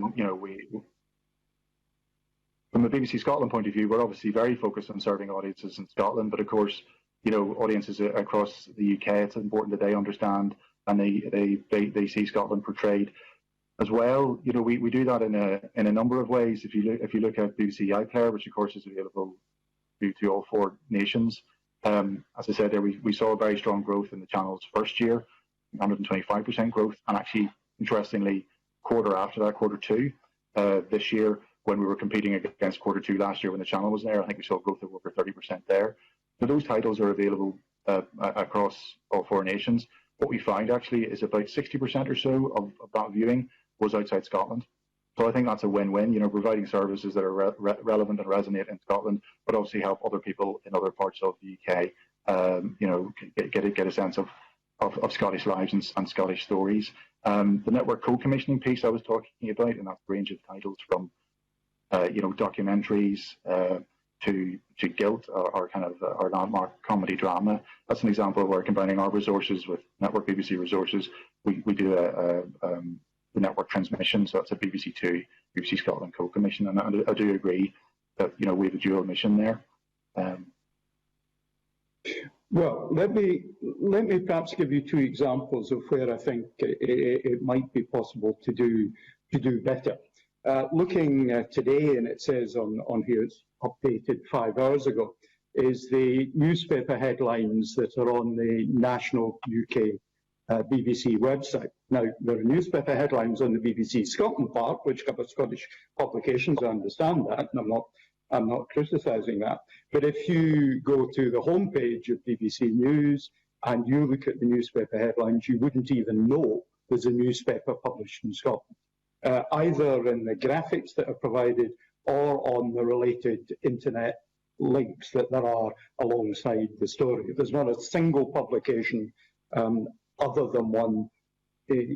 No, there's not a single publication published in Scotland. Indeed, Northern Ireland and Wales as well. It's not a unique Scottish issue. And the other example I'll simply give is a slightly hoary one from a wee while back when I was listening to Radio 4 News Bulletin, and there was a discussion that was essentially prompted by a press release from USDAW, the trade union who represent shop workers, about Sunday opening in shops.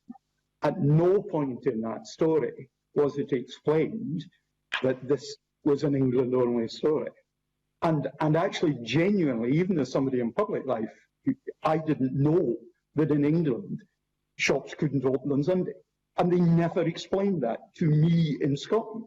But equally, to the English audience, it was never explained that elsewhere in the UK, these shops can open, and perhaps some of the harms that were being described in the story could be seen in the context of Scotland and Scotland's experience. I'm not criticising USDAW for pursuing what they were doing. That's not my point at all. But these are just 2 examples of how, if you like, Scotland isn't on the radar of elsewhere, so is not understood or having the opportunity to inform. But equally, we're not understanding what's going on elsewhere because it's not being explained with any understanding of a Scottish context. Is that a fair characterisation? And how can BBC Scotland, if you agree with my characterisation, help to change that? I think the newspapers is a very interesting point, and I take that point and I will take it away. I mean, we do in BBC Scotland and the other BBC nations, have dialogue with colleagues across all 4 nations to make sure that our network coverage is clear when something refers to only one nation within the UK. I think if you look back several years, you would see more egregious examples of that on a fairly regular basis. Just an assumption that something applies in England is everywhere. I think it's been one of the repercussions from the public health COVID crisis is that devolution across the UK is ever more apparent, and I think even inclusive devolution within England with the metro mayors is now very tangible in people's minds. What we've been able to do, so I think our network news colleagues, they now know, with maybe the unfortunate slip up that when you're talking about the health service, you're talking about England and Wales. When you're talking about public health, you're talking about England. Wales has its own responsibilities. Scotland and Northern Ireland have their own. And in fact, actually, I would say the investment that went into the Nine, the investment in journalism, that's helped us actually during this crisis. That news resource, the additional news resource, when, for example, the Prime Minister will be making a Prime Minister statement, we've very quickly been able to, and I think of the lockdown announcement within about an hour, mount a special programme on BBC One Scotland to say, now, Parts of this relate to Scotland, border controls. Other parts don't relate to Scotland, and here's the Scotland. So I do think part of our role is explaining what's different in Scotland. We do make representations, and I do think to a willing audience to say, just be really clear in terms of network transmissions. You know which nation this applies to. The newspapers point is an interesting one, and I will take that. Yeah, it's really a symptom. I mean, rather than a major issue. Scotland has a long tradition. I think more daily newspapers than anywhere else, so they should be reflected.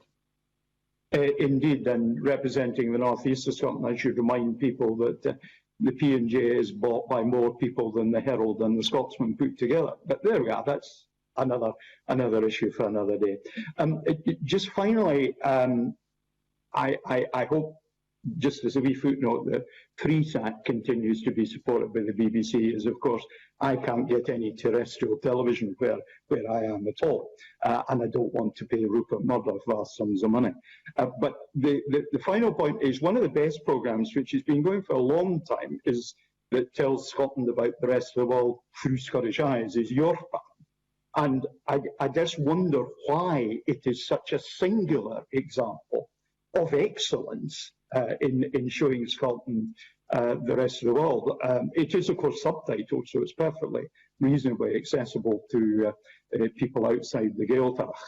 But is there scope for other such programmes that might reach wider audiences? I think you're right to highlight Yorpa as a long-standing and very high-quality offering, which, as you say, is consumed and available by people across the language communities. So, I mean, I would say, but I would say as well now, there is a significant focus on making sure that our services are outward-looking and do cover other parts of the world. We've got our own correspondents looking at the US presidential election. We've covered events in Eastern Europe. That's a part of the Nines ethos, is it's national, UK, and international news. Even, possibly a slight sidebar, but even in our documentary output, a documentary which has won UK awards and again is nominated in many other categories. Real Kashmir FC, which showed Davy Robertson from Aberdeen, as well. Managing a football team in Kashmir in an odd way that helped bring the events in Kashmir to a non-traditional news audience. So I do take your point. It is part of the ambition of what we as a broadcaster in Scotland do, and I take your point that we should do more of it. Thank you, Convener. Thank you very much. We now move on to Oliver Mundell, MSP. Thank you, Convener. I was interested in some of the news gathering and journalism, and specifically in the local democracy scheme, and just how the panellists felt that had worked and what it contributed. I certainly hear a mixed bag of feedback. Certainly in some places it's working well and linking in well with local journalism, but in others people feel it's replicating services that are already there and not really adding value. I don't know if Glenn wants to lead on that. So the local democracy scheme was set up some time ago to make sure there was better reporting of democracy across the country, and clearly there's kind of lessons being learnt along the way. I think we concluded a bit of review last year. There's more to learn.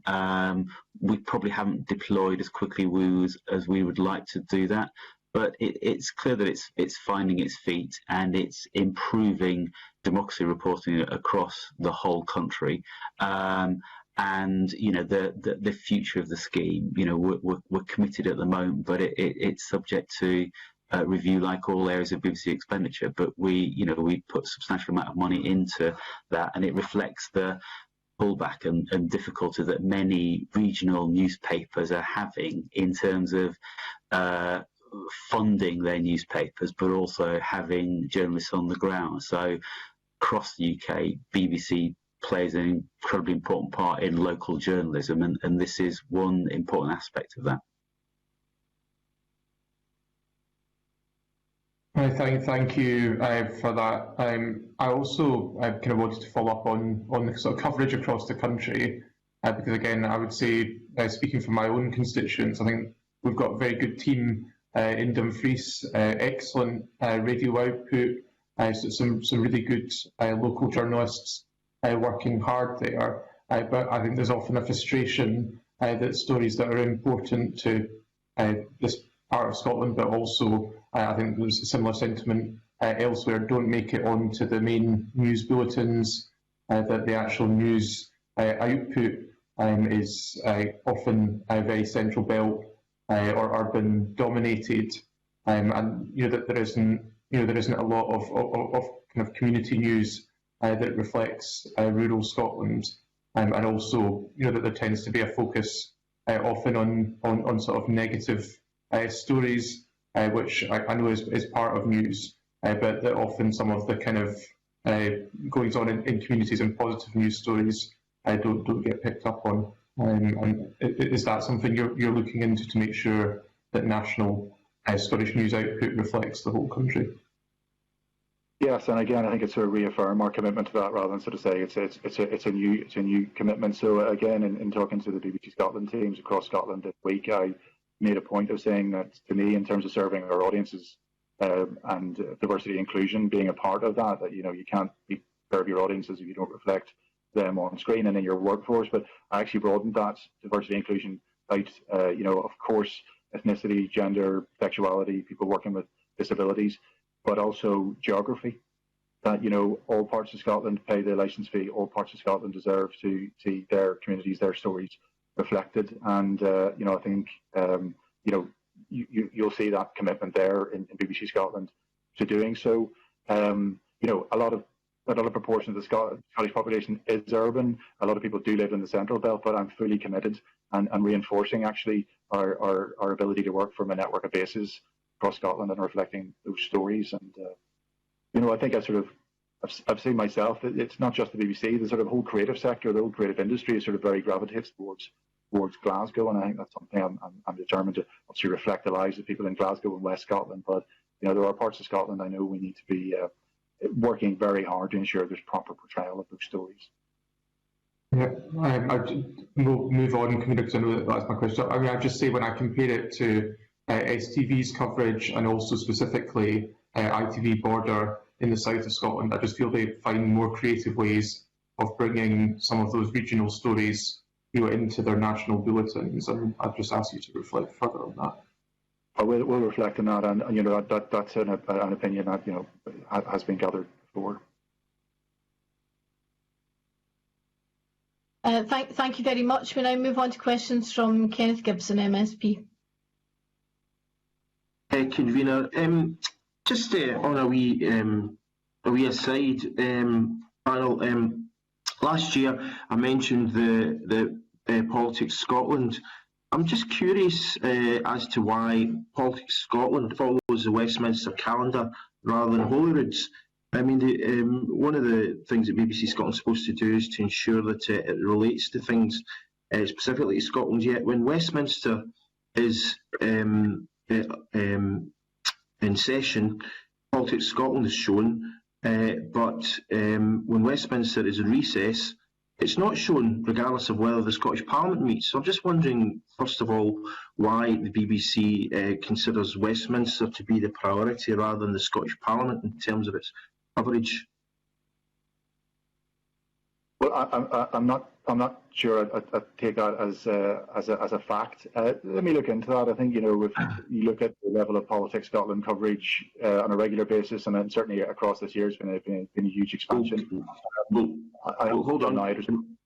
My wife's an MP, so I'm pretty up on these kind of things. I mean, I know that when she's actually in recess, there is no Politics Scotland on, regardless of whether Holyrood meets. Now, I raised this a year ago, and I was told it'd be looked into then. It isn't, and it just seems to me that, given that we already get a huge amount of Westminster coverage from the UK service, I don't understand why a programme produced in Scotland is not more focused on Holyrood in terms of its scheduling. So that's just one thing I was wanting to mention. I will look into that and revert back to you on that. Yeah. Now, in terms of employment, I noticed we got a schedule which looked at the number of employees that actually BBC employs in Scotland, and over the last 3 years it's been very stable at about 5.7% of the UK workforce. Obviously, that's about a third less than we would expect from our population share of around 8.3%. And I do realise there's obviously a huge component of the BBC's force are still in London and that you are trying to move some out, but there doesn't appear to have been any progress in the last 3 years in terms of the proportion in Scotland. And I also note that BBC Scotland is looking to cut around 60 further jobs in Scotland. So that's of real concern, particularly if Scotland is collecting £43 million more in licence fee than is being spent here. One would have thought that if more of that was spent here, we'd be able to retain and indeed increase the share of jobs that we have in Scotland. So I think there's a number of things in there. So some of the figures you would be looking at are people directly employed by BBC Scotland. I don't think they include other people employed by other parts of the BBC. For example, BBC Studios, our commercial production arm, BBC Design and Engineering, of which there's 250 jobs came to Scotland in the past 2 years. BBC Children's aren't included in those figures. As far as I'm aware of the figures you're looking for, and of course directly in BBC Scotland with the 9, there was 80 posts recruited in journalism. You're right, along with the rest of the BBC, in order to achieve efficiencies, we're part of voluntary redundancy process since June, and many colleagues with long service, distinguished contributions to the audience in Scotland are be leaving over the course of this financial year. I think that the figure we're looking at is now 77 or so, as we just worked through the final pieces. So, it is impossible to increase investment in content. It is impossible to increase investment in certain areas, and then also, make cost efficiency savings elsewhere. I think the final point I would say is the BBC's activity in Scotland isn't obviously confined to people directly employed by the BBC. The point I'm making about we're part of this wider creative sector, and that the investment flows to them as much as it flows to BBC employees. And the people you had the last session would be very concerned that BBC investment doesn't simply produce more jobs for the BBC. You want to make sure it's going into the wider sector. Okay, just in terms of the jobs, by the way, the source is the BBC annual report and accounts for 2019-20, back to 2017-18. So that's where I got the source of those figures actually from. In terms of radio, I'm interested. Headcount, or about the wider BBC employment role in Scotland. That's the only difference I'm making. But either way you look at it, Scotland's still punching well below its weight in terms of BBC overall staff numbers. Just to move on to radio, I've been looking at the radio cost per user hour, which is quite interesting. Now, BBC Radio 1 and 2, you would obviously expect there to be a very low pence cost per hour. I think it's about a penny or something. Radio Scotland's about 10 times that cost, about 10p. Obviously, we think, well, you've got to obviously provide a service across a large geographic area with a smaller population, so you can't expect direct comparisons. But it's just interesting that, if you look at the BBC Radio Ulster, the cost per user hour is about 2/3 of that of Radio Scotland. So I'm just wondering how this is arrived at. What's the reason for that, basically? There's two key drivers. So cost per user hour, as you've just said there, is sort of divided amongst the available audience. So obviously BBC Radio Scotland, it is available across the UK on sounds, but it's primarily a service for people in Scotland. So you're dividing the cost of a radio station divided amongst 5.5 million people, and that's why it on that metric it's more expensive than a service across all 4 nations. In terms of BBC Radio Ulster, which was part of my former patch, I mean, it's a remarkable national radio station. It is a very high percentage proportion of the audience in Northern Ireland, and actually that's a function of the fact that BBC network radio services perform less well in Northern Ireland. They possibly don't feel as relevant. So that's a tribute to Radio Ulster, but it's also a function, I think, of the market. BBC Radio Scotland is the second biggest radio station in Scotland. I think BBC Radio 2 is the first one, and I think that's why you get those figures. But cost per user hour applied to nations services is something that, in one way, it's a sign of our investment commitment. That even though it's more expensive, it's what we're here for. No, I think it's a good thing, actually, and I certainly wouldn't criticise the investment in Radio Scotland, but what I was wondering was what steps were being taken to try and increase the kind of number of users relative to Radio Ulster. I mean, obviously, you've talked about the successes in Northern Ireland. What can be done to try and emulate those successes, not so that we can reduce costs at Radio Scotland, but so that we can get more listeners for the same amount of money? Well, exactly. I mean, and that's the strategy. So what we did earlier this year, actually just before COVID hit, was a remodelling of the Radio Scotland schedule and changes in the kind of the anchor kind of news programmes in peak, which is daytime in radio. So Good Morning Scotland, we created a new show, Lunchtime Live, and a new show, Drive Time, and we put them in just before COVID hit. And I think they've demonstrated just how both the expertise they bring, but also kind of, a supportive, warmer, human approach as well as part of the channel identity. Now, unfortunately, the measurement of radio consumption, RADAR, is paused because it's an in-person survey in large part. So we don't quite know how performance has gone up during this period. But we can see in terms of our digital streams, we can measure, absolutely enormous consumption, including kind of programs like Off the Ball, becoming some of the biggest digital properties in the BBC, and the Off the Ball team pioneered a fairly unique blend of sport, humour, and public health questions and answers, and there was definitely a receptive audience for that. Now, your colleague, I think Mr Isherwood, wants to comment, but just before he does, what I did meant to also mention at the start when I was talking about Politics Scotland is that when you try and watch it and catch up, you get sent to North West England or London or Midlands. I don't think I've ever managed to on catch up to reach it. In other words, so if I decide to watch it on a Monday evening instead of a Sunday morning, for example, or whenever, even if it's only an hour after the programme's been completed, I've been sent to one of those three English equivalents, regional equivalents. I wonder why in catch up you don't actually get that. Yeah, that is another thing. That is another thing I will look into. I mean, I think BBC iPlayer is sort of, it sort of invented the streaming market, and I think there's the level of investment in it now. And I think actually, maybe it's a bit of a pitch. The fact it's now got the ability to show content for 12 months rather than 30 days. That's going to be enormous. But as to why that happens, news content on iPlayer I think comes down after a day. But why you be redirected around the nation? Well, I don't know. Yeah. We need a Gordon Brewer fix, obviously. So that'd be great if you can get back to us on that. That'd be great. Mr. Isherwood, wants to comment?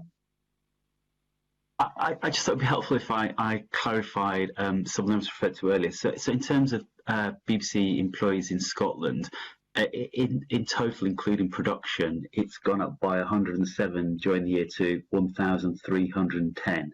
That's a 9% increase. But taking the point that Mr. Gibson made around proportion of spend, we want to do more, and I think we can see over the last few years the direction of travel is clearly in the right way. 2 years ago, we were spending 71% of licence fee collected in Scotland within Scotland.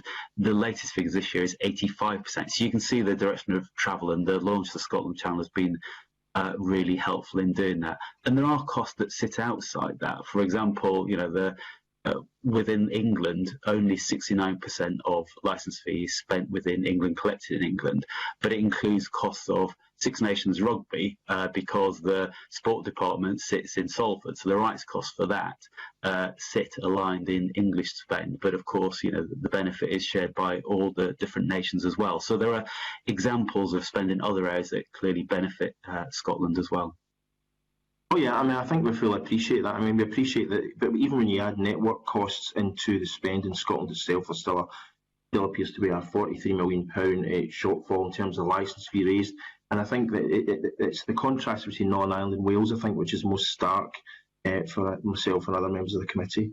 But thanks very much, both to Mr. Carson and Mr. Isherwood, and to yourself, convener. Thanks. Thank you very much. We have a little bit of time in hand for supplementaries, so I'm going to go back to Ross Greer, who has a question. Thank you, Convener. I'd like to go back to commissioning, but specifically, this is really a question on health and safety during the pandemic.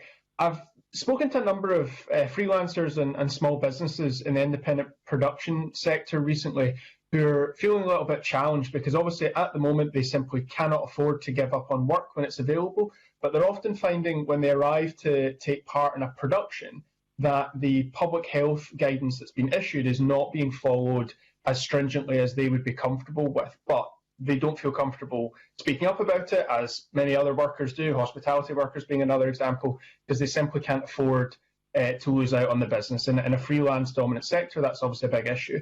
So where the BBC has commissioned work, but it's being produced by independent companies, what oversight do you have at the moment? Are you doing spot checks? How are you ensuring that the health and safety of those on-site in taking part in a production is being ensured?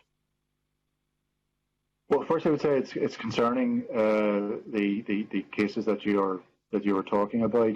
The system both for BBC directly produced programming and contracted programming from independents is very, very rigorous and careful and evolving as the regulations have evolved. And we know more about the various risk assessments, filming protocols. The huge amount of work goes into each and every production that is greenlit, and the independent contractors have an obligation to, well, frankly, it's performed under legislation, their requirements to ensure the health and safety of their contributors.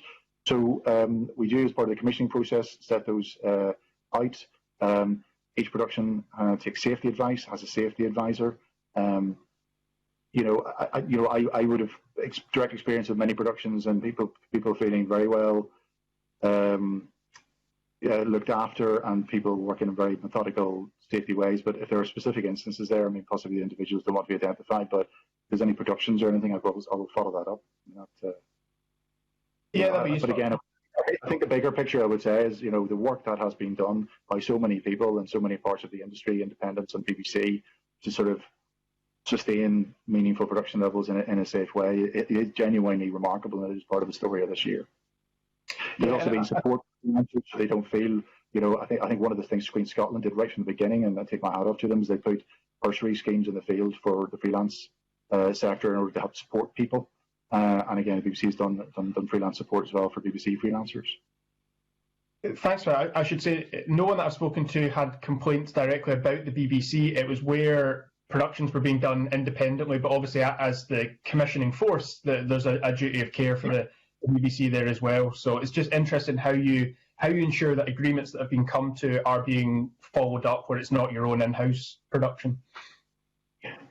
Yeah, well, often people would contact us directly from a production with any issues. But if you're seeing some evidence of that happening, we will review that. But I think I would say the vast majority of productions are performing difficult tasks under very safe conditions. Absolutely. Okay, thank you very much. We have no more members indicating that they wish to ask supplementaries, so it looks as if we'll be finished just ahead of time. If I just, as a way of winding up, could put another couple of questions to you. One specifically just relates to the expenditure by service in Scotland from the annual report. And under development, the costs have risen from 1.6 million to 7 million between 2016 and 2020. So I wondered if you could just maybe explain what that rise is in development and what it covers. And my second question is with regards to those who are moving on-screen talent, particularly in news and current affairs, who are moving on, some very familiar figures. And I know that other colleagues obviously have asked questions around headcount, but mine is more of a qualitative question. We're seeing people like Brian Taylor, Gordon Brewer, Isabel Fraser moving on, and they deserve their retirement. I'm sure they are almost cultural figures in Scotland. They have a cultural memory. They have a memory of the Scottish political scene going back many decades. That's quite irreplaceable. So what have you been doing to kind of nurture their successors, if you like, in terms of developing homegrown talent and the next people who are going to step into their shoes? I'm not just talking about new starts, I'm talking about people who would share that kind of experience, that kind of collective memory that's really important, and which the BBC in Scotland does do well, even though sometimes some of the questions they ask politicians we might not like, but they are very, very important.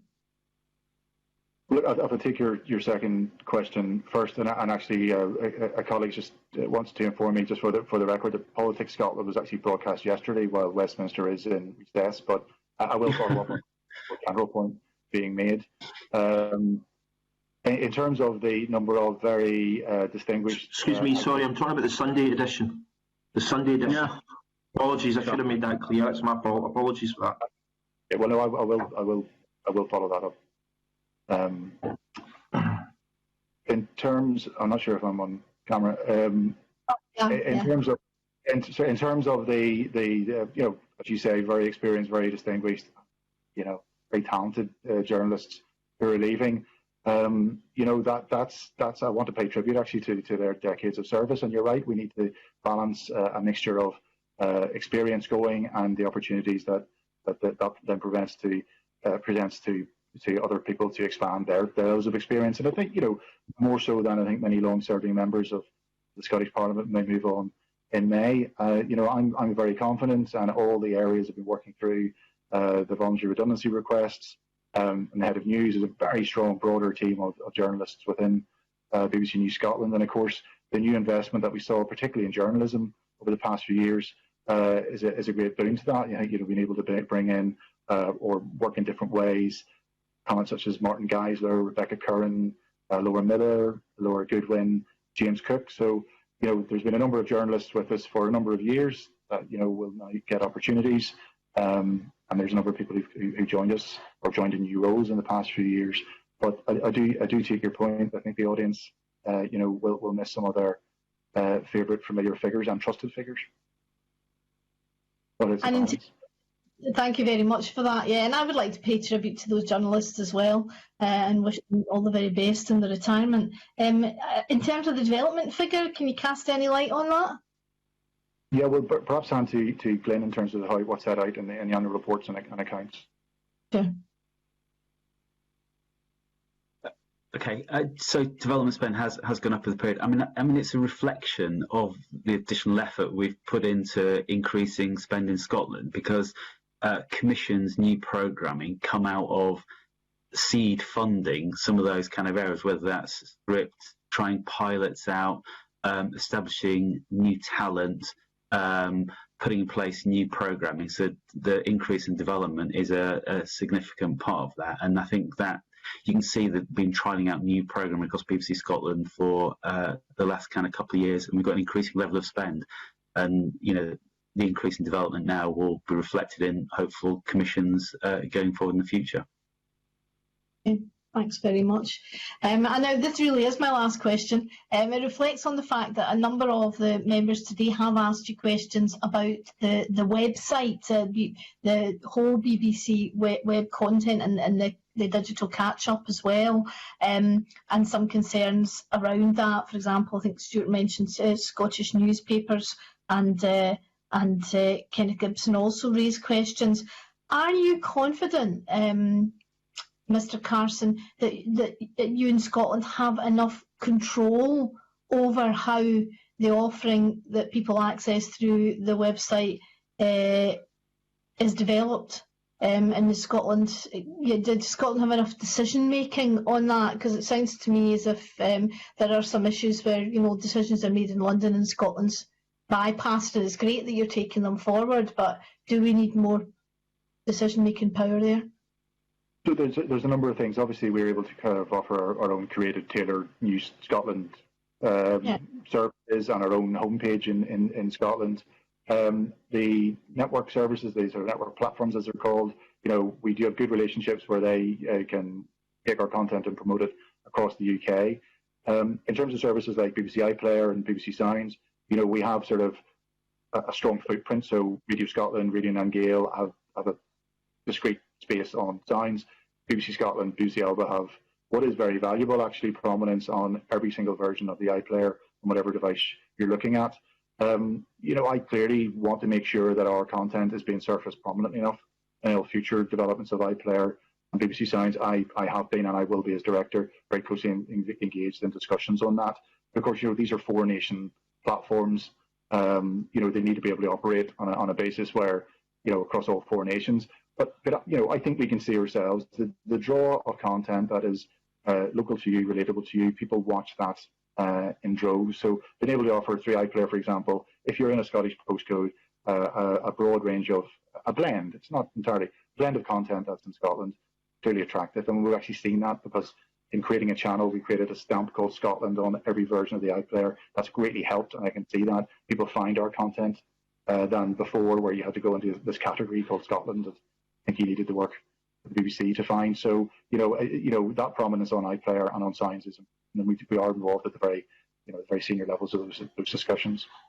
Yeah, I've certainly noticed the change there. Having that imprint in the last couple of years, it's definitely improved. So, thank you very much to both of you for coming along to give your evidence today. That now concludes our evidence session, and the committee will shortly consider the evidence heard in private. This concludes the public part of the meeting. So thank you again to our witnesses. We look forward to seeing you again next year, and no doubt we'll be turning our attention to the BBC again soon. Thank you again, and I now move into private session.